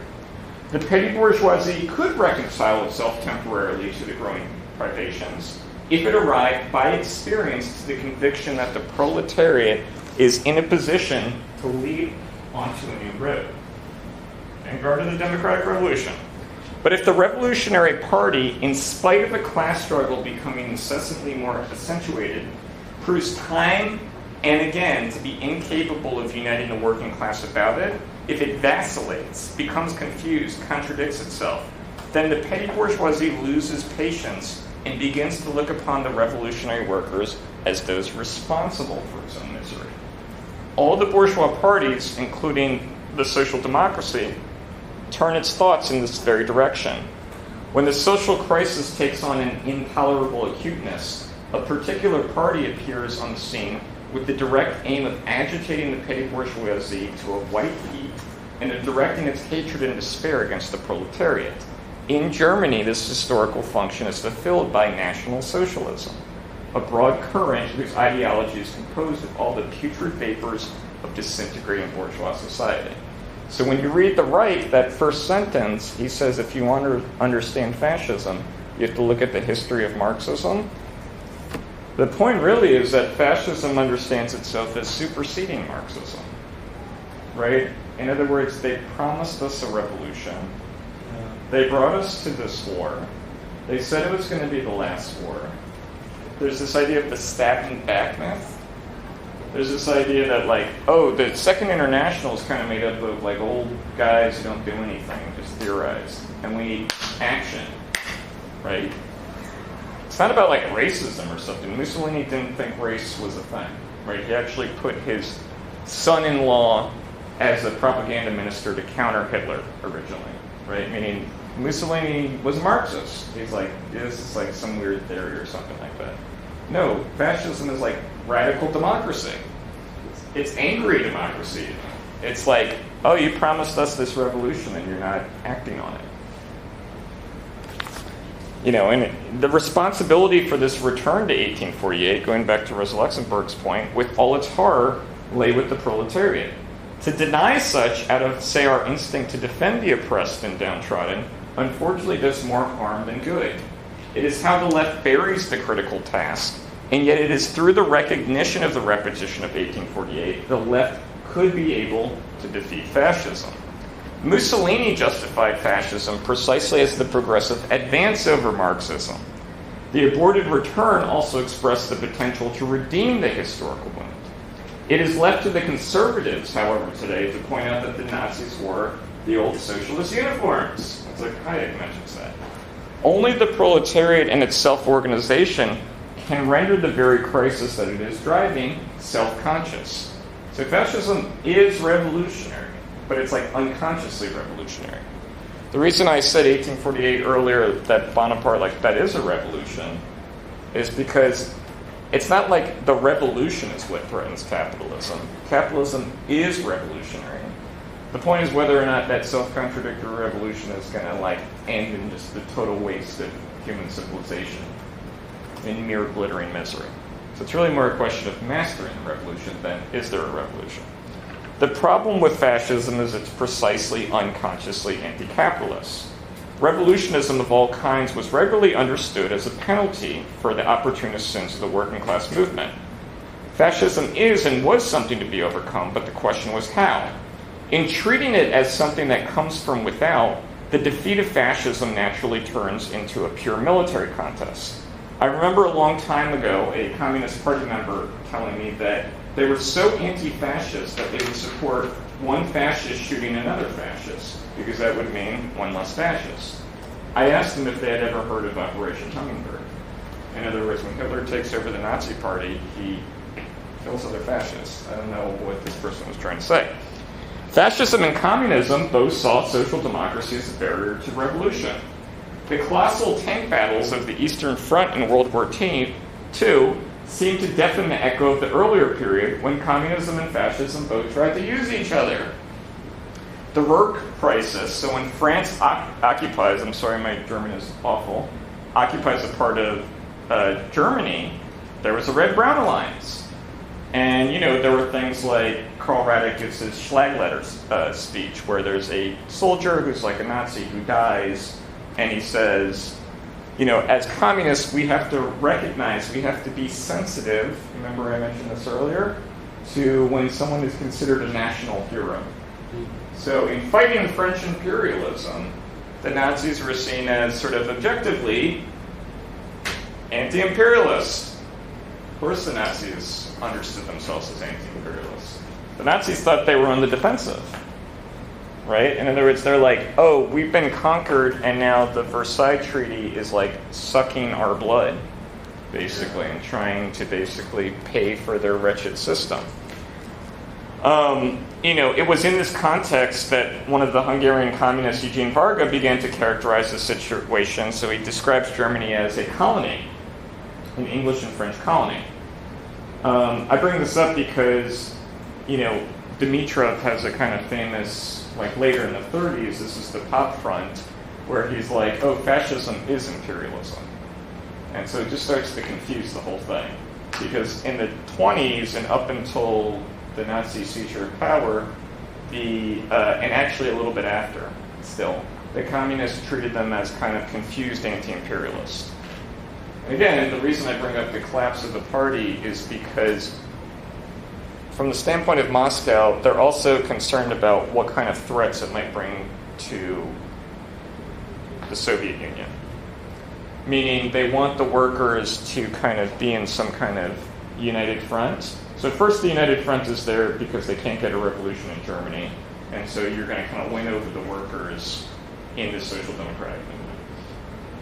With Black Friday, the Great Depression, the Communist Party changes its policy. This is the third period one. This is the class against class, where they say the Social Democrats are now social fascists. They're actually worse than the Nazis. So the Nazis are like bumpkin reactionaries, and the Social Democrats are like evil reactionaries. And the justification there is that because there's a Great Depression, you can't trust liberal institutions anymore. Obviously, that ends up shocking people in the United States. And by the way, communists don't want to say this today, but FDR was considered a fascist. They first called him a fascist. They called the New Deal fascist because they were number one, that was the program at the time, right? It's class against class. It's the third period. And they were like, oh, the New Deal is just an attempt to kind of organize things. It's like a fascist attempt, right? And it's going to be used to, undercut the workers and suppress them. And FDR did suppress all sorts of people, by the way. We should fucking forget this. This is not it's only later, once Germany and Russia are at war, and they're trying to get the Americans to enter the war, that then FDR is becoming a great progressive bourgeoisie, and then, it becomes a people's war in America. So the communists in America get everybody to join the U.S. government, let alone the Democratic Party, let alone sign up for war. And if you treat World War II as an imperialist war, they would call you a Nazi and a fascist. They also called Republicans fascists, who were didn't want to be involved in the war. They said you were a fascist sympathizer. Now, after World War II, all of a sudden, all sorts of national security agencies in America have people who are sympathetic to communism. So why do we get McCarthyism in the United States? Because it's actually true. There are, Joe McCarthy is a fucking demagogue, and everything, and yet it's also true that, in fact, the State Departments were infiltrated by communists. Right? Even the movie Oppenheimer, it's like this whole thing about all of his friends are like communists. And they're trying to get things from him and everything like that. So it's like, this history kind of gets suppressed. No, the Communist Party got people to liquidate. They basically liquidated the party on the basis of adapting to the defeat and liquidated people into petty bourgeois democracy. Go ahead, Zach. You're going to say No. this is why, and we'll read this, Lenin says to give absolute, categorical, and immediate precedence to liberation from the Treaty of Versailles, and to give it precedence over the question of liberating other countries oppressed by imperialism, is Philistine nationalism. And yet that's exactly what ended up happening. Meaning, already in 1922, the communists, you get this phrase national communism in Germany? That there's this idea that you have to first liberate Germany from Versailles and the French imperialism before you can have a revolution. And I'm saying all of this because it's not like that the communists looked at the Nazis and went, they're good. It was more a question of they're objectively anti-imperialist. And so all of the red-brown alliances and everything like this was an adaptation to petty bourgeois democracy. So we should never forget the Nazis are anti-imperialists. I know we were just talking about the anti-Deutsch today, right? This is what the anti-Deutsch say. And this obviously is one strand of history. I'm not saying it's everything in the world, but it's one of these things where it's like they will say, well, of course you can be right-wing and anti-imperialist. And that the Nazis are a classic example of that. But you know who else is an example of that? The Black Hundreds in Russia. So the Nazis actually praised Stalin because they were like, oh, he liberated Russia. He's like a true nationalist. And so we just want to do the same thing over Yeah, here. Putin says that, right? He calls World War II the Great Nationalist War. Right. Like that. That's why I'm saying that today it's celebrated as the Russian Revolution. And so the whole goals of the revolution are kind of buried. And if you bring it up, it's like, oh, you're probably a fascist. Okay. So, yeah, I have a quote here so this is what the CP said in 1933. The dictatorial powers taken by Roosevelt already a step towards fascistization. Roosevelt's like the fascist Hitler, radical phrases to cover up the capitalist policy. Some other things like that. So maybe let's just stop there for a second. Maybe one other thing I guess I wanted to say is another phrase today is, you've heard of this, the main enemy is at home. So the idea is that in any war, this is a Carl Liebknecht phrase that he kind of famously says, I guess in 1916, that in a war, countries go to war, that the main enemy is at home, that you have it as your duty to fight your capitalist bourgeoisie.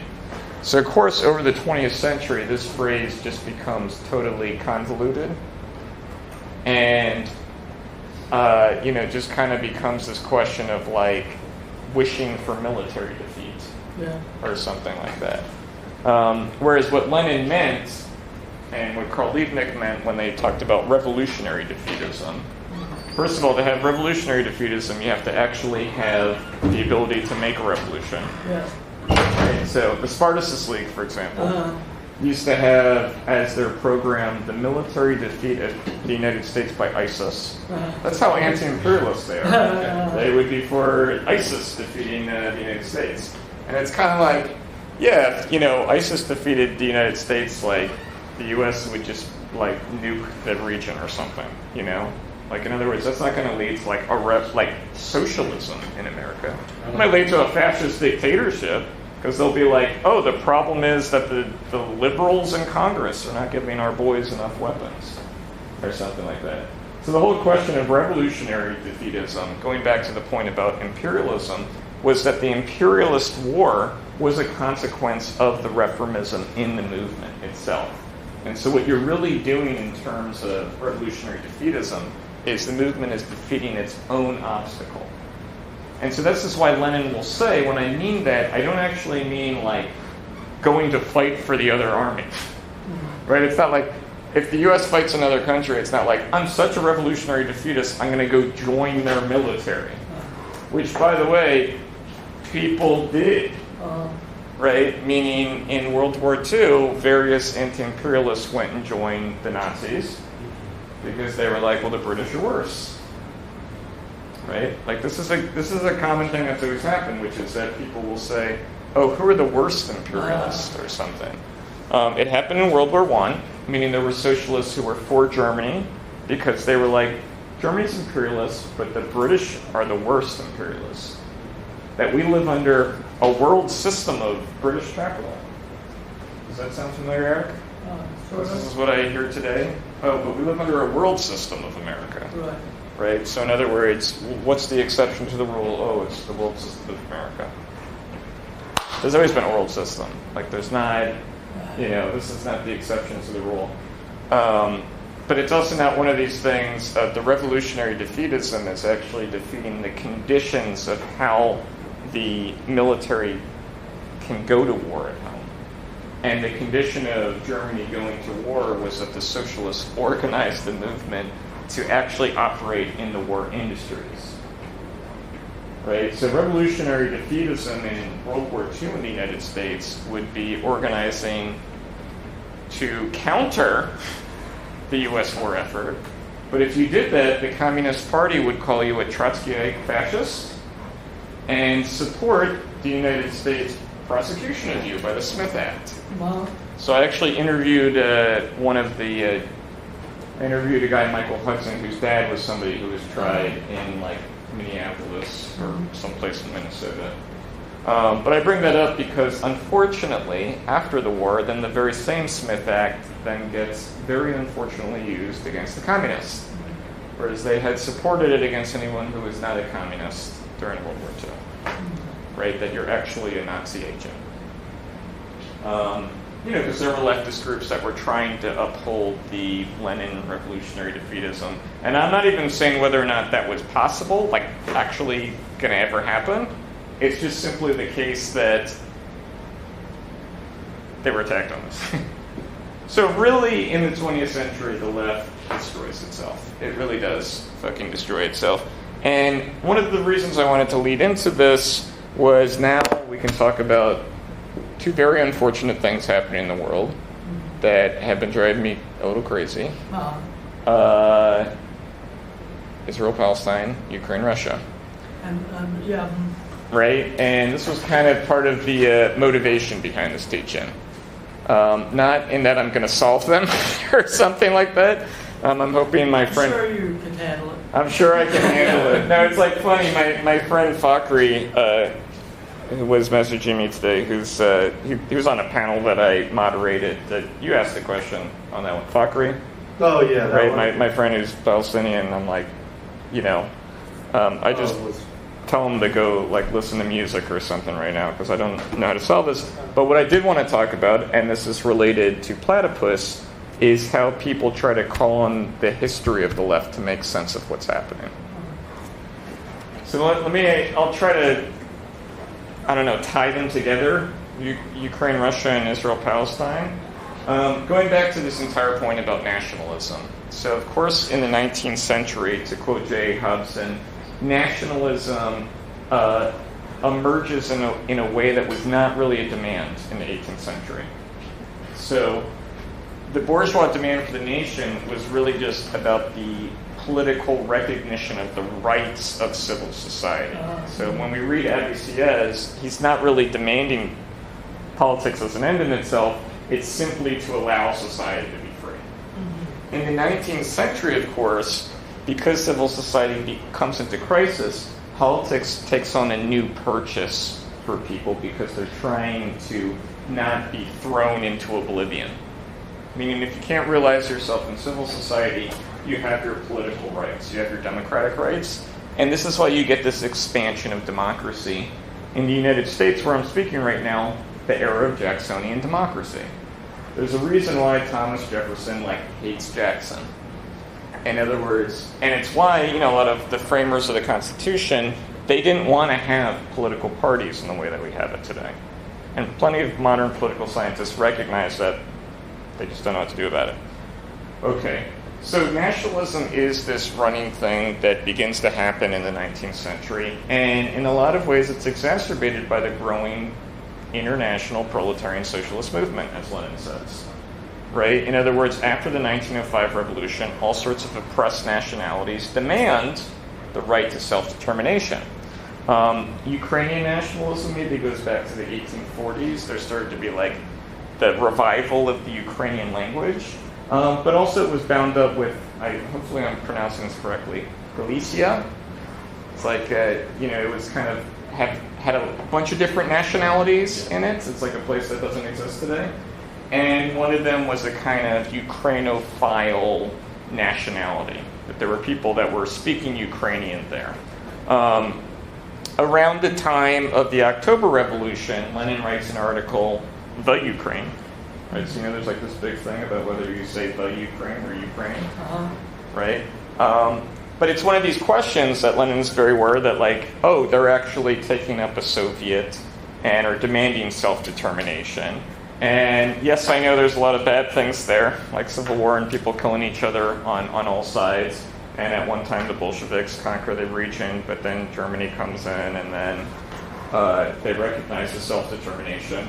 But the reason I bring that up is that the kind of founding of the USSR, right, as a federal republic, the idea is that the different nationalities can federate, and that would allow for the self-determination of different peoples. Obviously there's all sorts of other kinds of nationalism at the time. But again, Lenin's point was that this was a means to an end.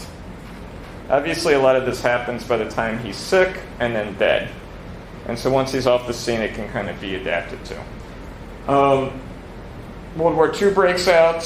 Yes, Ukrainian nationalists infiltrate the Nazi police. They fight on the side of the Nazis, Banderites. However, also millions of Ukrainians fight for the Red Army. Right? There's this total... All of this history today gets totally fucked up as if Ukrainians were just one side of things. It's they're either Nazis or not. Obviously, all sorts of things. Many millions of Ukrainians fight. Many of them die fighting the Nazis. Some infiltrate the Nazis, kill Jews, and then also launch an insurgency. So the Banderites also then break with the Ukrainians. Likewise, as I was mentioning earlier, so I'm going to try to entwine it with different nationalisms. The Levant, Palestine, Egypt, the Ottoman Empire, Syria. Of course, the Ottoman Empire at one time rises to kind of supremacy with the fall of Constantinople. They have gunpowder, relatively liberal, meaning they allow for Jewish and Coptic Christians to exist in the Ottoman Empire. They're kind of almost in special classes, that it's Jewish people were used to be tax collectors and Coptic Christians were used to be tax collectors. It was kind of a weird caste system or something like that. In the 19th century, the Ottoman Empire becomes the sick man of Europe, meaning the bourgeois revolution, the modern revolution of society that's industrializing things, is putting pressure on what I'm going to say are backward countries. And backward's always a relative thing, because at one time, obviously, medieval Islamic caliphate was advanced upon the Christian world, and actually kind of looked at the Christians like they're barbarians. Oh, ew, they have blonde hair, that's gross. Who has blonde hair? That's disgusting. Right? Obviously, things can flip around. With the emergence of bourgeois society from what was a poor little nation that literally Rome gave up, they actually gave up their colony, Britannia. They're fuck it, you guys can live here, we'll leave. Obviously, hundreds and hundreds and hundreds of years later, That becomes the start of the Industrial Revolution. The Industrial Revolution grows. The Ottoman Empire becomes the sick man of Europe in the 19th century, especially once it comes to the conflict, like the Crimean War, something like that. And also there's a lot of national revolutions that happen, or attempts at national revolutions. The Balkans, Greece, and stuff like that. And Russia comes forth as a kind of like the Tsarist Russia is like the protector of Orthodox Christians in those regions.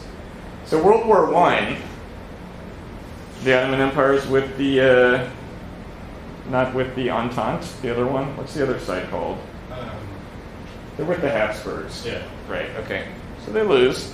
And they're already declining. And so, of course, in the war... Central powers, right, that makes more sense. In the war, Britain tries to bring various parties over to Britain's side. One of them, of course, is the infamous, I guess, Balfour Declaration, where they promised the Jews a homeland. And of course, they're playing on the fact that prior to World War I, there was a lot of Jewish emigration, but they all went to New York and then met Irish people, and then had children with those Irish people, and then many generations later, I'm standing in front of you. Like, that's one road of things. So most Jews were not going to Levant or something like that. Like, that was not the place to go. Obviously, there were different strands of Zionism. There's like the Martin Buber one, and then there's the Herzl one. That's the infamous one today. And so Balfour plays on that with Chaim Weizmann, who was like a chemist, and that's who he's appealing to. Now, another British person, it's like the consulate. Who was in the government? Pardon? Who was in the cabinet? Who was in the cabinet? Yes. I've heard about him, I think. McMahon? Sorry? Oh, I'm actually thinking of the Egyptian consul. Oh. Yeah. McMahon has a correspondence with, I have the person's name down here, Hussein, I'll think of it. He has a correspondence where he promises also, the British also promised independence for Arabs who come to their side and fight the Ottoman Empire, in particular Egypt. Okay. Obviously, after the collapse of the Ottoman Empire, the League of Nations mandates all sorts of things that, in other words, Britain invades these areas, France invades these areas. The bureaucratic way of handling the national question is partition, right? Meaning Lenin's interest in self-determination is not self-determination per se, but who leads it and how, meaning how is the question actually being carried out. And the example that Lenin always gives is like Norway, that Norway secedes from Sweden, and it secedes through the workers' movement, actually kind of demanding this in 1905. So his view is that what really matters is that the working class organized as a party leading the national determination are going to get out ahead of the national question. And so in a sense, it's not going to fall into a kind of unconscious Bonapartism, but will be pointing towards the necessity of the global revolution.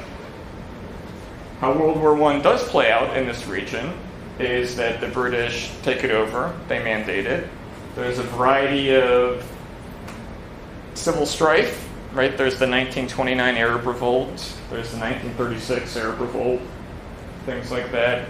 In World War II, of course, various countries that are under British dominion put up a lot of resistance to fighting on the side of the British. India, this is like the Quit India movement. But also in Palestine, it's also kind of mixed. And this is where I think you were bringing this up earlier. So like the Mufti goes to Nazi Germany and meets with Hitler and helps to organize people in the Balkans, like Muslims, right? Likewise, there's somebody, Subhash Bose, in the Indian National Congress, who first goes to Nazi Germany and then goes to Japan out of British anti-imperialism. So what happens in wars, of course, this is why wars are fucked up. I don't know how to put it nicely. What? Wars are fucked up, Yeah. right? They're not the realm of good morals and ethics or something. And obviously people are always hedging things, right? Meaning people are thinking about what they think is the avenue to what they're trying to do. The reason I bring this up is that, of course, the push for independence in Israel from Zionism is really a post-World War II thing. Obviously, the Holocaust gives a lot of moral impetus to it as well. But coming out of World War II, the Soviet Union is also getting involved, right? So, you know, the Soviet Union had originally supported, like, the Arabs in 1929, 1936. They were worried, especially, you know, in terms of things like how they had seen England and France divide up parts of the Middle East prior. They were worried that the British were going to kind of set things up in their control post-World War II. And so this is where you get this campaign towards the Soviet Union supporting Israel's independence, right? And so, yes, the Soviet Union, the communists support independence. The British are kind of on all sides of the independence, meaning the British, yes, they give weapons to the Israelis. They also fight in the Arab Legion, right? Meaning they kind of have this, and of course it's like propaganda on all sides, meaning if you read the Israeli propaganda, it's like, oh, we, heroically fought off all the Arabs while the British opened up everything to fight us, and obviously we know another side of the story as well, al-Nakba, things like that. My point is that none of this has anything to do with socialism, right? And that really, when we think about decolonization in the 20th century, it happened in the most administrative way possible, right? Meaning, yeah, Palestine gets partitioned. India and Pakistan are also a partition, and that also has enormous ethnic conflict. So coming back to this, after 1948, Egypt is in control of what is Gaza today, and Jordan's in control of the West Bank, right? Because again, this is why people talk about, what is it, UN Resolution 242, the 1967 borders.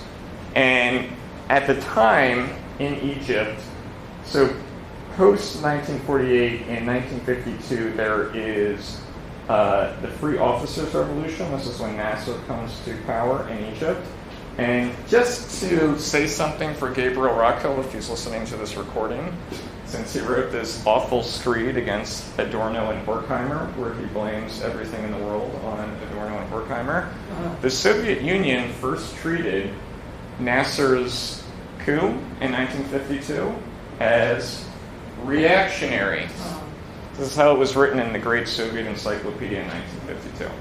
I, of course, bring this up because what ends up happening is that Nasser first goes to the West for weapons. So Egypt is in control of Gaza. There are Palestinian refugee camps. And there are Fedayeen, those like freedom fighters, that's what that means. And there are like Israeli like units or something. And they're doing these raids on each other, right? These kind of camp raids. And after one of the Israeli raids, and it's like the one that Ariel Sharon infamously leads and stuff like this, Nasser is looking for weapons. And so he approaches the West, they say no, and then after the Baghdad Pact is signed, meaning the US is trying to do a kind of NATO in the Middle East, then the Soviet Union is getting involved in Middle East politics as a way to try to counter US like geopolitical imperialism, basically in that way. And so I bring that up because that's when everything starts to change. And that's really the kind of leftist history that we get today of Nasser as the anti-imperialist. Now, Nasser, when he came to power, even though apparently in his youth he had put a gun on the Quran and made an oath to the Muslim Brotherhood that he would fight for the revolution. Once he's in power, he comes into conflict with the Muslim Brotherhood. He instantly comes in conflict with the communists, instantly thrown in jail. And the Soviet Union later, when asked about it, they're just like, that's their own thing, right? Like if you're in a country, you have a revolution, and the national leaders throw you in jail and you're a communist, they're like, good luck. Okay. But what ends up happening later is also Nasser comes into conflict with the Muslim Brotherhood. I bring that up because, of course, Hamas originates as a chapter. Well, really, their Muslim charity originates as a chapter of the Muslim Brotherhood in Gaza. When Nasser was in control of Gaza, again, with the conflicts with the Muslim Brotherhood, they used to call him a new pharaoh, so they didn't get along, right? And of course, Muslim Brotherhood people assassinate members of the Nasser government, and al-Banna, the founder of the Muslim Brotherhood, is also killed by supporters of the Nasser government. In 1964, the PLO is founded in Gaza, and I think shortly thereafter, like, Malcolm X is in Gaza and, like, goes to one of their talks as well and stuff like that, brings that back to the United States. At the time, in their charter, the 1964 one, Gaza is not considered part of Palestine, and neither is the West Bank, because Gaza is part of Egypt at the time, West Bank's part of Jordan, and so Palestine means the other regions right there. That changes after 1968.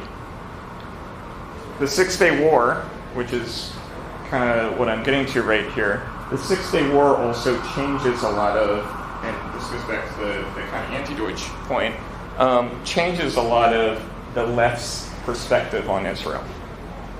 So in the Suez War, the USSR had supported Egypt, but they also maintained diplomacy with Israel at times. At the time, in other words, there's like a communist party in Israel, and even though there's a lot of like throwing Jewish fund in jail in the USSR, they have a good relation, and all of the kibbutzim in Israel have giant, pictures of Stalin and things like that.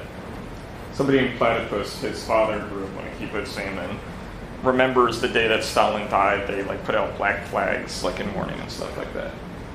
The reason I bring that up is that, of course, the Six-Day War, which is like this stunning, awful setback, Al-Naqsa, right? So there's Al-Naqba. That's the refugee, 700,000 people kicked out of their homes during 1948. Al-Naqsa, the setback. The reason I bring that up is that leads to a crisis in the new left in the Western world, specifically in the CP. So the American Communist Party had a positive line, like supportive line of Israel, the respect of Israel's self-determination. And with the Six-Day War, because the Soviet Union came out more strongly against Israel, that it was imperialist aggression, in a way that Israel and Britain and France shoot first in the Suez War as well. There's no reason that there's that aggression there. That has an effect, I would say, on the left's reception of Israel-Palestine. And that's actually when we start to get the idea of Zio-Nazis, right? That the Zionists are Nazis. The USSR publishes pamphlets. So you can get Lenny Brenner has a good book on this, about Zionists who collaborated with Nazis during World War II. That's not the mainstream Zionists, but there are Zionists who were like, the Nazis were like, we want you to leave, and the Zionists were like, if you pay for us to go to Israel, and like it converged. And so that's brought up at the time. Zionist collaboration. But I guess coming back to this question of fascism and imperialism, obviously like the Six-Day War is geopolitical imperialist politicking. But it's also one of these things where it's like, it was the effect that it had on the New Left that really actually, and there's a guy named Michael Fishbach who has a good book on this, that it actually kind of splits the New Left, especially people in the anti-Vietnam War movement.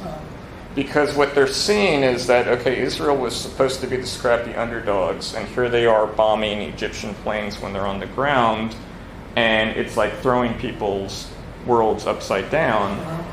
And I guess my point here is that it's kind of like, okay, is Israel any more fascist than any other country at the time in the Six-Day War? Not really, but it's like geopolitics is entering into it.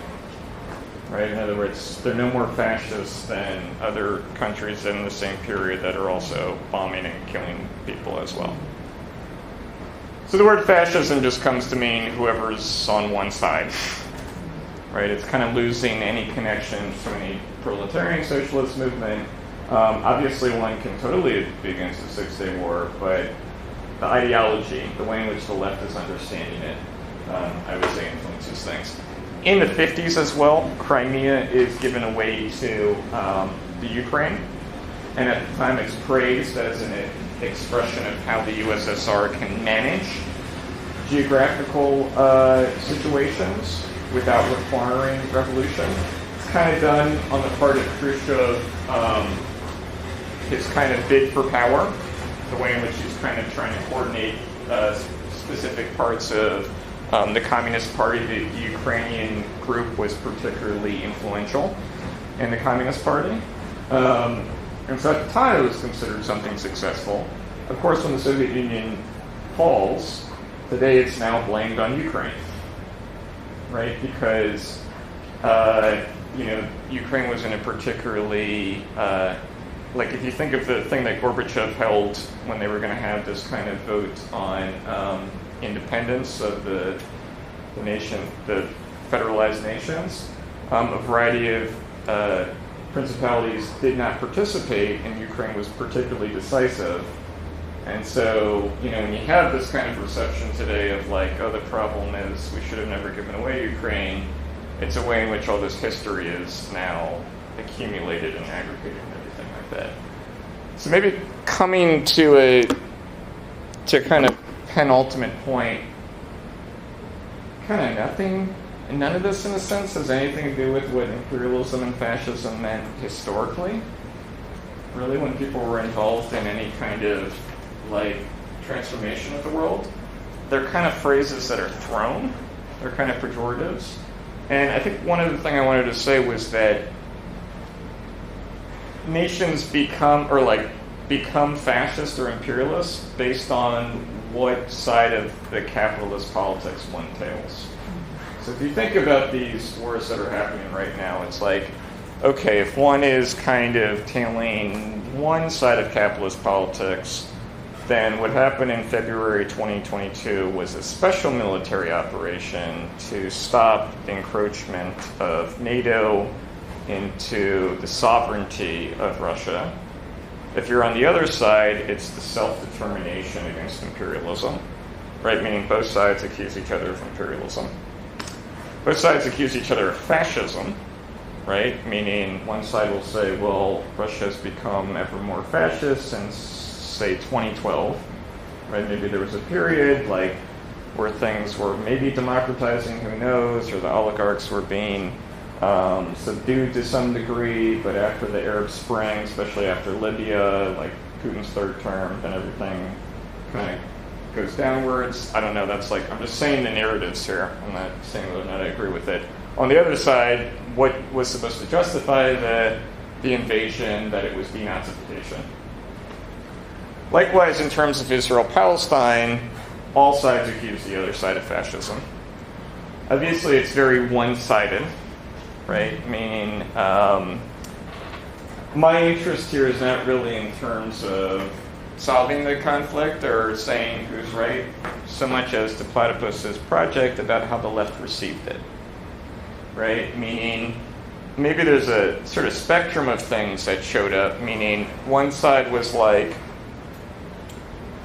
Hamas are anti-imperialists, and so October 7th is an anti-imperialist, John Brown, freedom resistance thing. Maybe more subdued side might say, we're not pro-Hamas, but if you're going to keep somebody in a prison, it's going to lead to things like this anyways, and so Israel's imperialist. Of course, there's another side as well, and this is more maybe a little bit anti-Deutsch, but you can see this with things like Spiked, like Brendan O'Neill's Spiked, and I know they wouldn't call themselves leftists, but they're lefty, like they're leftists in that sense, who then they're like, oh, this was a fascist pogrom on October 7th, right? So maybe kind of getting to this point of the teaching is that all sides accuse each other of imperialism and fascism. And likewise, in terms of Lebanon, people, we just had a panel. It's the most recent issue of the Platypus Review, Dan Lazar, right? So Dan Lazar calls Hamas pro-imperialists. So why does he call what? Hamas pro-imperialists? Why does he call them pro-imperialists? Because they fought against Assad in Syria.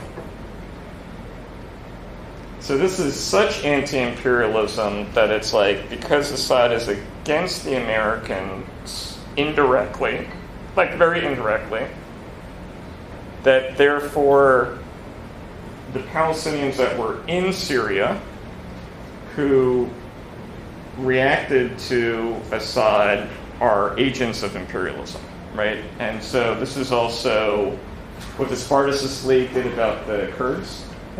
Right, so the fact that the Kurds took airstrikes from the United States, as airstrike support, they were called lapdogs of U.S. imperialism. And likewise, obviously, another part of the left will call Assad a fascist, chemical weapons, right, things like that. And so kind of coming to it, really, when people talk about imperialism and fascism today, they're talking about geopolitics, which has nothing to do with Marxism. It's a game of Risk or something, and it's really just a form of handling some kind of capitalist politics. Meaning to say Hamas is capitalist politics is not to look into their checkbook and say, what are their investments? It means that you're playing in petty bourgeois democracy. Right? That's really what that means. And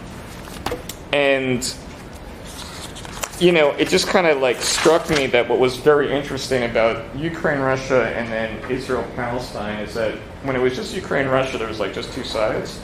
But then with Israel, Palestine, there are now four sides because there are people who are pro-Ukrainian independence, and I really hate these terms. They're pro-Israel, pro-Palestine, which kind of I feel confuse the issue. But we're going to say people who are more concerned, obviously, about the Gaza invasion. I'll just put it like that. So people who are more Ukraine is fighting for its self-determination, Palestinians are fighting for their life in Gaza against Netanyahu's crazed maniacal bloodlust. So you have that one side. You have the other side where you can get, this is where RFK is kind of a curious side, because he's the problem with Ukraine, Russia is that it's NATO, but then in Israel, Palestine, he's super pro-Israel, right? Obviously, there's a more Marxist-Leninist side where it's pro-Russia, pro-Hamas. They're not even anti-imperialist, they're Hamas are great revolutionary fighters. And the Houthis are great revolutionary peoples, this kind of thing. And obviously there's just liberals as well who are we need to send all the weapons to Ukraine and we need to send weapons to Israel or something like that. And I don't is there a force? Well, there's at least one group that is, anti-Zionist, but is basically supporting Ukraine. The Workers' Action takes that position. Oh yeah. Right. And then because they held the position, of course, that Russia is imperialist. In fact, I understand that apparently that was the main issue which they split off from socialist insurgents. Right. Yeah. Right. So these things exist, and in all the cases, what I'm trying to emphasize is that all sides accuse the other sides of imperialism and fascism. Right. And in the Marxist sense, this is why the Reich is good, and this is why the Lenin is good. They were not. It's not that fascism and imperialism are good things, but they weren't slanders. They were real phenomena of what is it and what are the conditions of it. Whereas today, it's really just about what side am I supposed to support. But I remember at the I think it was at the anti-war March, February of last year, I got a copy of, I think it was with the Internationalist. Yeah. They had an article, fairly detailed article, that really looked like it was honestly trying to analyze the economic position of both Russia and Ukraine and arguing they were both intermediate capitalist powers. Right. No, I was, well, you know who else was there? I was. We didn't run into each other. Yeah. No, but I ran into the IB who are like, Russia's not Did you say imperial. IV? IB. International Viewpoint? No, International Bolshevik. International what? Bolshevik. Oh no, Bolshevik. Bolshevik tendency. Bolshevik tendency. Yeah. All right. Bolshevik tendency. And they're like, Russia's not imperialist because they give subsidies to the oil they sell. So they're not profit taking. Guys, all I'm trying to say is that this is what Marxism looks like Isn't today. that just called a It's loss absurd. leader? In other words, in other words, you can just oppose, obviously, Israel invading Gaza and Hezbollah as the most mainstream liberal. Right. You can even oppose it as a neoconservative. Yeah. Because you can say this is going to be a disaster. It's like Revolutionary. Yeah, as a realist, he can be like, this Yeah. is going to be a disaster. You're not going to be able, like, oh, haven't you learned from Iraq? You're not going to be able to de-Hamasify in the same way you couldn't de-Baathify. You can be Richard Haas or something, like in Foreign Affairs, right? And obviously, of course, in the Iraq War, there were people like, who am I thinking of who was the Republican who was like, he was a conservative defeatist. So even someone like Tucker Carlson's kind of like this, where it's like, they're using the disaster of the World War as a political cudgel. So they'll say, look at all these people dying, this is your bureaucratic impotence, right? Like, don't forget that Donald Trump, in the debate, he said, Kamala Harris, you hate Jews and Arabs. Because his idea is that... I don't remember hearing about that particular quote. Yeah, I quoted him something I wrote because he's saying, oh, you've unleashed this war at a bureaucratic impotence and that you don't know how to do diplomacy, and so now all these people are going to die because of you like that. Yeah, that was one of his main arguments. Yeah. Like, I remember he was talking on Joe Rogan. He's like, I know how to make deals. I'm going to make a deal. I'm going to talk to Putin. And Right. I'm going to talk about, I'm going to work. I know how to make deals. Kamala, you don't know how to make any deals. You could never made a deal in life. Like, So he's not necessarily, he's not like taking a side in some way, in the way that people might accuse him of. He has this idea that I'll be able to negotiate it. I'm not saying whether or not this is true. Right. I'm just saying that like these wars break out and the left try to turn this into something that's maybe not. Right. Because again, revolutionary defeatism, you have to actually have the possibility for revolution. Right. That doesn't exist. And so, I think Caleb Maupin was interviewed by Doug Lane and was like, well, you always take a defeatist position. And it's like, maybe not.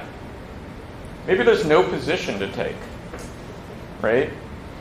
Like when Ukraine-Russia broke out, I went to this thing here in Philadelphia, and they were trying to say, we call on the workers of both countries to rise up and overthrow and establish Ukrainian, Russian Soviets. And I'm like, okay. Because they're like, I'm a communist. And I'm like, yeah, it's like, these are not like policies. And actually, I wrote too much shit, but like, at the end of Lenin's life, he writes a note to people, to Dutch delegates, and he goes, revolutionary defeatism is not a formula. You can't just wait, like, oh, a war's going to happen, and we'll just say it, and we'll get a revolution. Because people have to understand why it makes sense. Meaning the reason why revolutionary defeatism could be effective when it was because there was a party. In other words, one could actually see how there was a betrayal, the history that went into it, the 45 years that hung in a balance, as Rosa Luxemburg puts it. So you could actually see how, at a very grassroots level, the organization had set up the conditions by which such opportunism could exist, so that everybody could learn. It's not like if the U.S. went to war with the country tomorrow, revolutionary defeatism would not fucking mean anything. And actually we have empirical evidence of this because people said this during the Iraq War, and guess what? It didn't mean anything. That's kind of when Platypus was founded, because, Chris Catron's students at the School of the Art Institute would see the ISO, which don't exist anymore, say things like, turn the war into a civil war or class war. No war but class war. And it's like, what class are you talking about? It's not like workers. It's not like you at the CVS pharmacy, who's working here, turn the war into a class war. There was no party. There was nothing that could actually do such a thing. So, yes, obviously these two conflicts today, and put me on the record like this, they're fucked up. This is why they drive me insane, because it's like, it's the what is the Zizek thing? It's the double blackmail. What's that? It's the double blackmail. Choose a side. Which side are you on, motherfucker? Are you an imperialist? Are you a fascist? And it's like people say this to each other on campuses, and it's like, yeah, but what would it even mean to be on one of those sides? Like I was looking at the exit polls for this Totally performative. Of course it's performative. I was looking at the exit polls for this last election, and it was like the majority of voters, their interest was like the economy and, abortion and democracy. Foreign policy was mainly a concern of third parties. Right? It's kind of virtue signaling, actually. It is virtue signaling. Virtue signaling. And it's not that it doesn't matter. It's that what would it mean to even be able to intervene in it? Right? Like, this is why, for the record, my friend Fakri, when you're listening to this later, it's like one of these things of he will just say he's Palestinian, he's from the West Bank, he lives in Mexico right now. He's like, oh, what's missing is a socialist party in the United States. That's what he says. Yeah. Right. He says, what's missing in the Israel-Palestine conflict? A socialist party in the United States. By that, does he mean a socialist party that has power in the United States? Because technically a socialist party already exists. Well, in the United States. I imagine he means a mass party that actually Yeah. expresses Yeah. like class to Yeah. a significant extent. Yeah, not like What we have now is lots and lots of sects that call themselves parties. that's the key. Meaning, a lot of what calls itself a party is not a party. They're a sect. And really, if you ask them, they'll say, well, we're aspiring to be. Right? Meaning, going back to the question of a party, it wasn't that it's not like, oh, let's found a party right now, us in this room. It's that there actually has to be a necessity recognized by people to make you the party. Meaning, if we founded anything today, all you could be is a sect. Because then we would be like, well, I guess I have to try to recruit people into my sect. The party was a symptom of capitalism. The workers were demanding a permanent campaign. That's why the reason I brought up the Democrats and Republicans is because they are like distorted images of the same necessity that a socialist party would have to meet, but in a different way. This used to exist in the United States. This is why we read Eugene Debs. Meaning Eugene Debs, has this great thing in 1900 where he says we have to form a socialist party and we can't allow ourselves to be intimidated by this idea that we're going to split the vote and you're going to let the worst evil in and lesser evil and all this shit. In the United States in particular, since the 30s, the Republicans have been called fascists every election. But this is the most important election. This is the most important election of all time. Do you know how many most important elections I've lived through in my Every 4 life? years, I believe. Yes. I've had the most important life of anybody in this room. Just like, No, I'm older. So you're I mine. have That's more true. life, Yeah. so I have like a very important life. I've lived through so many important moments that I woke up This and one does feel important. Like, this one does feel like there's a Bring lot it of up. greater conflicts Yeah. going on in the world now. Like this, But I mean, Go ahead, I feel like with any of these conflicts, they're just like the same repetitions and the same problems. Like, I mean, yes, the Israel-Palestine war goes back further, but like, what was happening in Iraq and Iran and in the Middle Right. East in the early 2000s? Was that not a similar thing? Similar election, similar stakes? But is Right. it like a greater I mean, don't you think there's like a greater existential threat going on in people's minds nowadays? Like they're not. Are you talking about the U.S. election or Israel Palestine? like Yeah. like with this U.S. election, like with this one, like So these are like two different things. I mean, obviously what's happening in Gaza is horrifying. And actually, going back to this point about what's absent in terms of a party, that actually makes people more despairing because it's more like, okay, we can't do anything, and if you remind people that they can't, they fucking hate you. Right? It's not like I'm here to say your heart is in the wrong place. I'm here to be like, Actually, it was somebody that came to our reading group. You remember we saw him at the encampment? And he asked me to, like, solve the encampment. I'm like, I can't. Oh, yeah. What the do you think I... No, of course Solve not. the encampment? Like, figure out how to make the encampment better. I'm like, first of all, no one would ever want to listen to me ever, and that totally makes sense. Yeah. But it's more like one of these things of, like, the only thing you could raise is think about how much would have to already exist to even intervene politically. Well, of course, let me say a slight defense for the performative here. That Sure. when there may not be anything of material substance that you do politically, you can basically preserve yourself by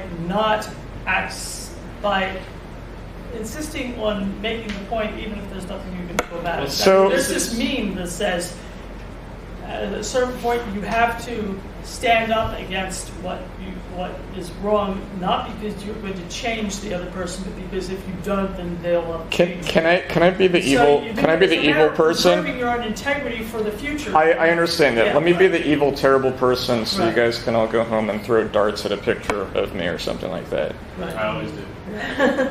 Which you guys always do. That's fine and everything like that. My issue is how the left Yeah.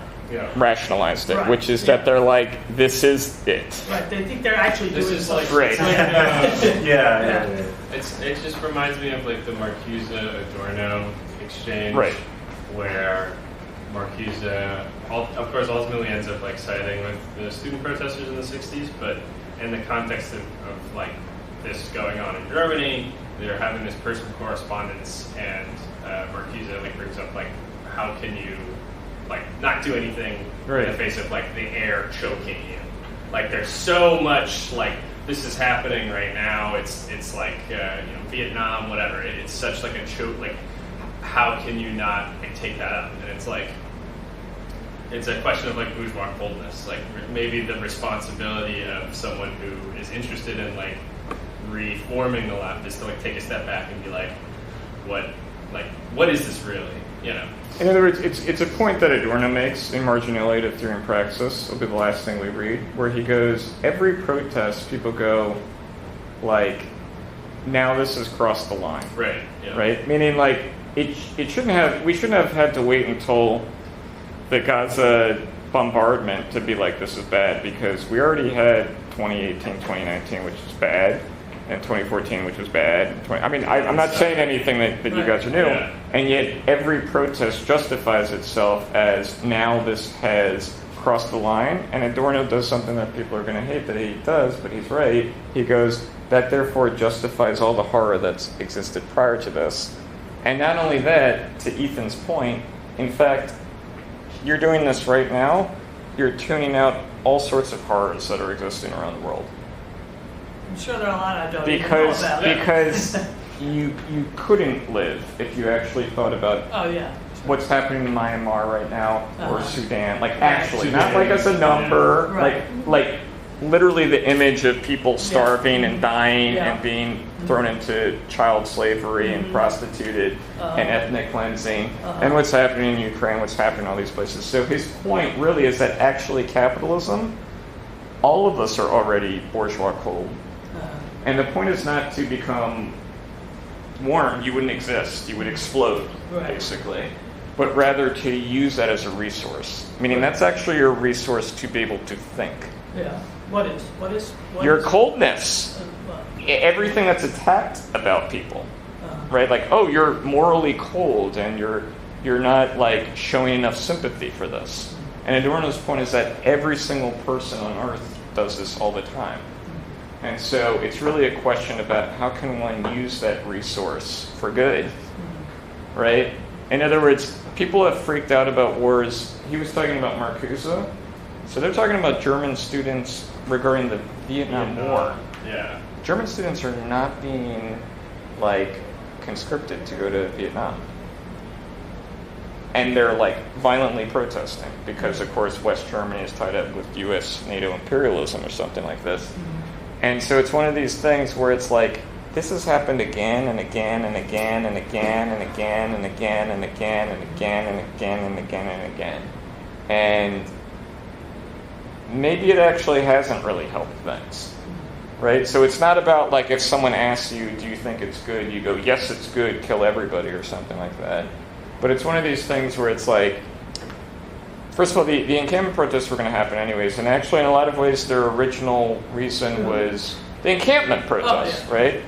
The encampment protests were going to happen anyways, and what I was going to say is a lot of the original drive was more specific, which was that, like, you know, oh, you're going to pull up a president in front of Congress again and ask if everything is anti-Semitic, and then drive them out of office. Isn't this kind of fucked up? That's why they were doing the Columbia protests.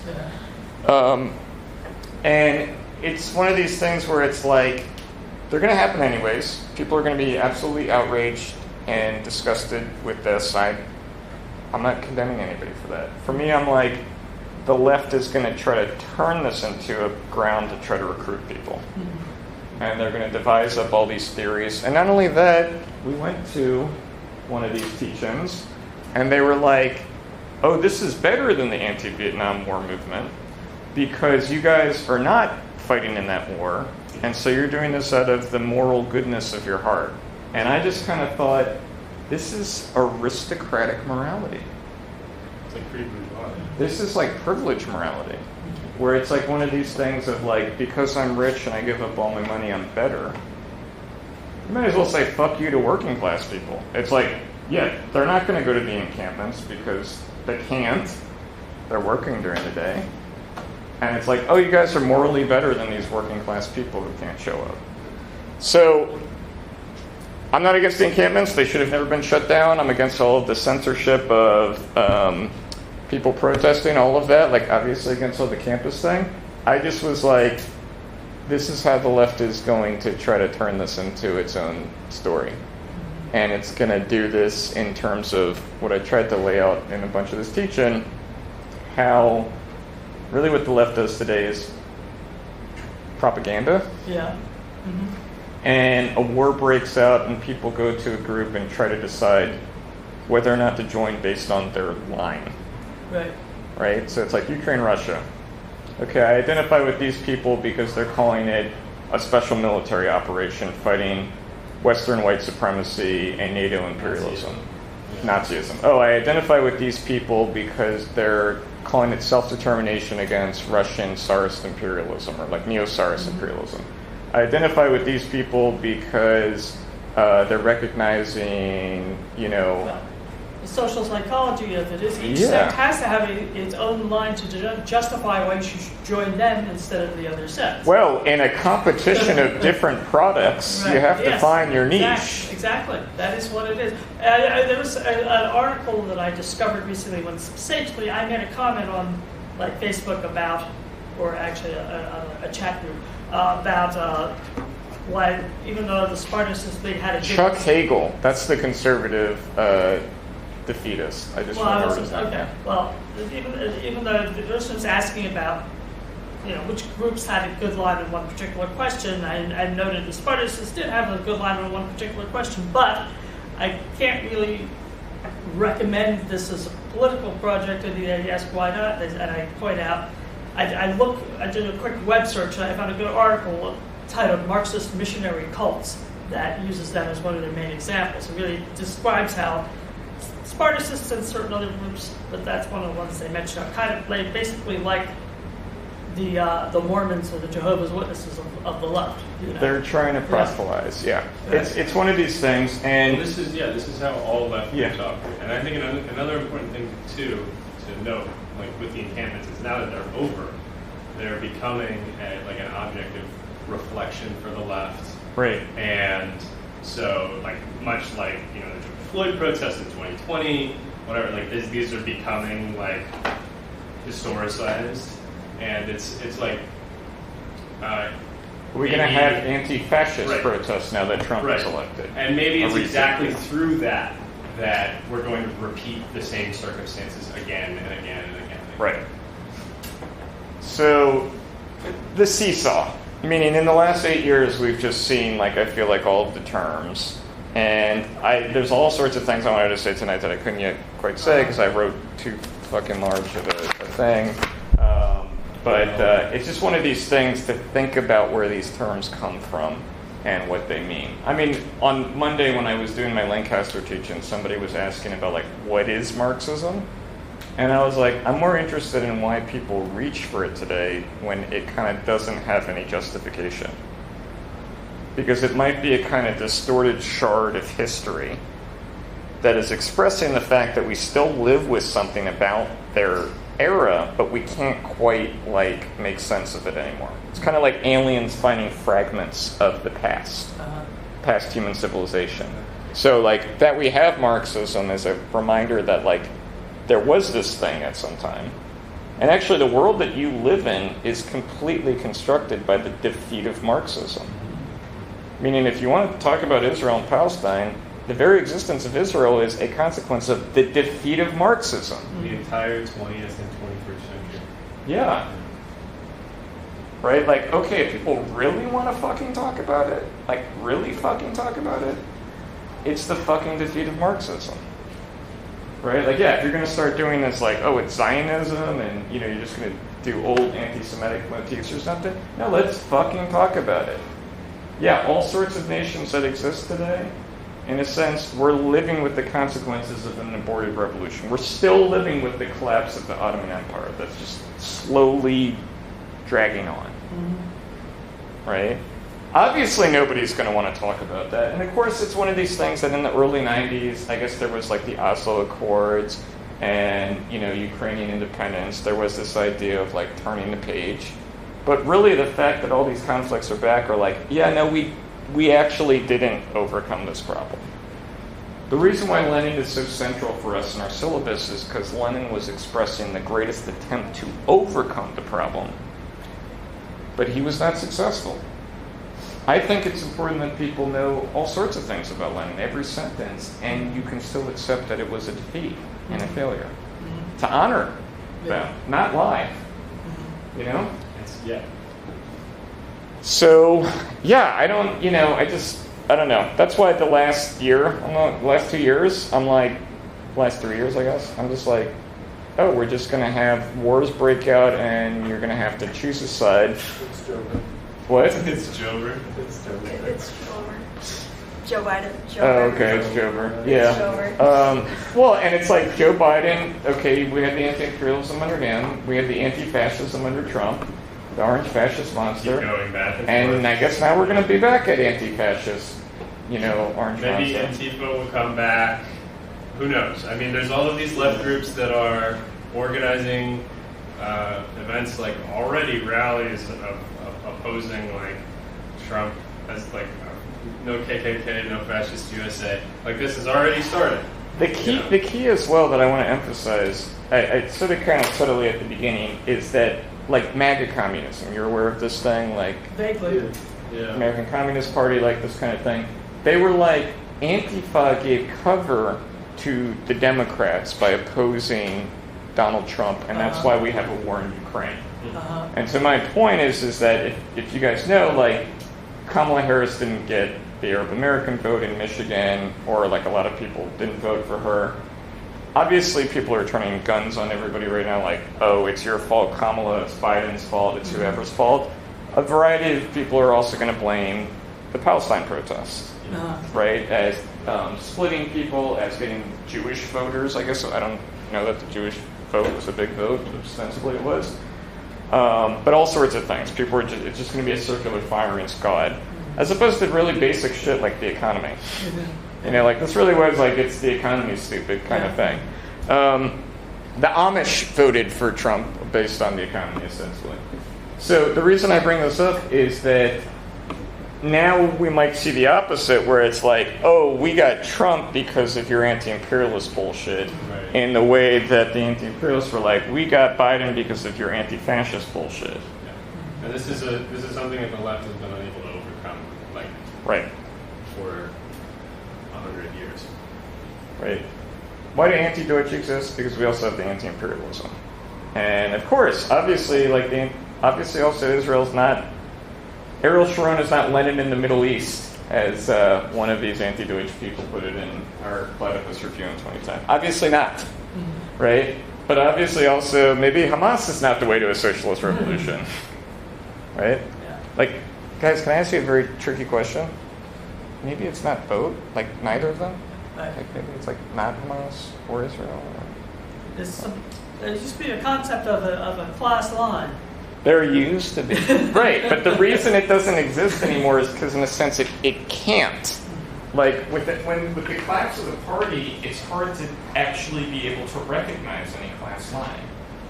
Meaning, I guess it would be, it's a tricky thing to be like, the Palestinian workers and Israeli workers should get together and overthrow the capitalists. And by the way, in 1948, there were people who took this line. It was more plausible then, actually. In other words, there was going to be a revolution in the region, no matter what.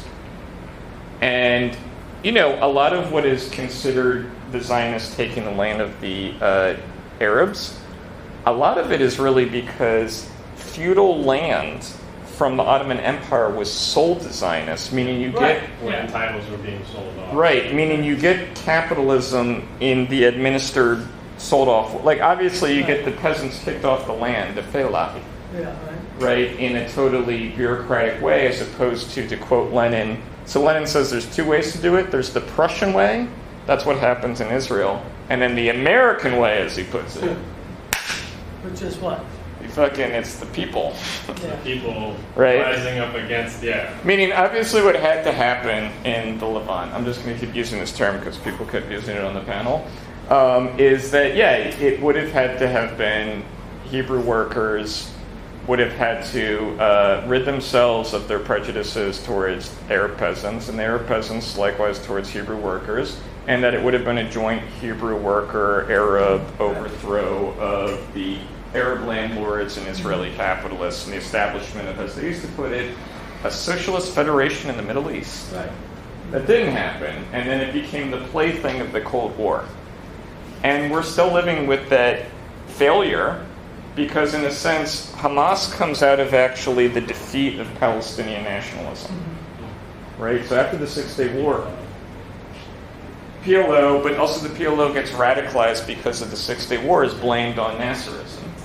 Right? In other words, you guys are kind of cajoling with these Soviets because, like, the Soviets were surprised by the attack, and so then they're blamed for this and everything like this. And actually, Egypt kicks out their Soviet advisors afterwards, and the point of the Yom Kippur War was actually to bring Israel to the table. That's what Sadat wanted to negotiate with Golda Meir. She rejected it, and this is why the war is launched, to bring somebody to the negotiating table, and then it's the long march towards the Egypt-Israeli peace treaty. The reason I bring that up is that, of course, then the PLO goes into, like, Jordan, there's Black September, then they go to Lebanon, they're launching from Lebanon, then the Lebanon civil war breaks out. Right, this is also the period where a lot of people in the PLO become Islamists, because they go, this Marxism thing is Western, right? And, Hamas really emerges out of the failure of Oslo, right? I mean, Hamas is founded in the First Intifada. Hamas is supported by Israel, of course, going back to the Muslim Charity. Why are they supporting them? Because it's not the PLO. Right. Right? And obviously the Oslo Accords they failed with violence on all sides, meaning Israelis assassinated Israelis, Israelis killed Palestinians, Palestinians suicide bombed, Palestinians killed Palestinians later. I mean, Hamas has also killed communists, communists have killed Hamas. Right, like today, like when October 7th happened, people call it a coalition, and it's like the PFLP have been totally subdued by Hamas. Right, meaning every time Hamas would negotiate with Israel, any of the groups that would mortar Israel or shoot missiles, they would go and kill them. Right, because they're like, you're fucking up our negotiations. So, everything has collapsed into total gangsterism. Obviously, Israel today is like, I love bringing this up to all my friends that hate the Constitution, because Israel doesn't have a Constitution. And so this is why Netanyahu can just run roughshod. Right? In other words, he can put the most militaristic people in cabinet and have not a Supreme Court, basically. They're failed states. The whole thing is failed state things.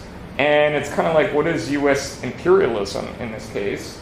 It's just trying, like, I'm not here to say that there aren't ginormous crimes that the U.S. empire does, to quote RT or whatever, but really all that global politics is today is gangsterism, right? In other words, people try to apply socialist stuff to it when there really isn't this, right? Imperialism is like a crisis of society.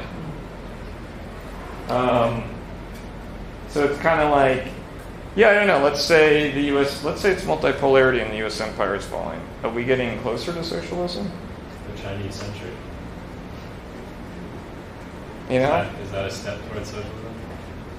I mean, right now, China wants the United States to buy more stuff from it. To do what? Buy more stuff Oh, yeah. from it. Right? In other words, what stocks fell yesterday? What did it? Chinese stocks, because they're like, is he going to tariff us? Chinese stuff, yeah. Right? Like, in other words, the best way you can support communism is buying a lot of cheap stuff from China. Huawei. Yeah. Well, In other words, capitalism. Communism. It's capitalist. Right. It's obviously capitalist. Like, Yeah. the whole thing, the whole world's capitalist, Yeah. okay? So, the only reason I bring that up is that obviously the whole world is dependent upon each other. You know, it's not about like China's century or America's century, or some people said it was India's century.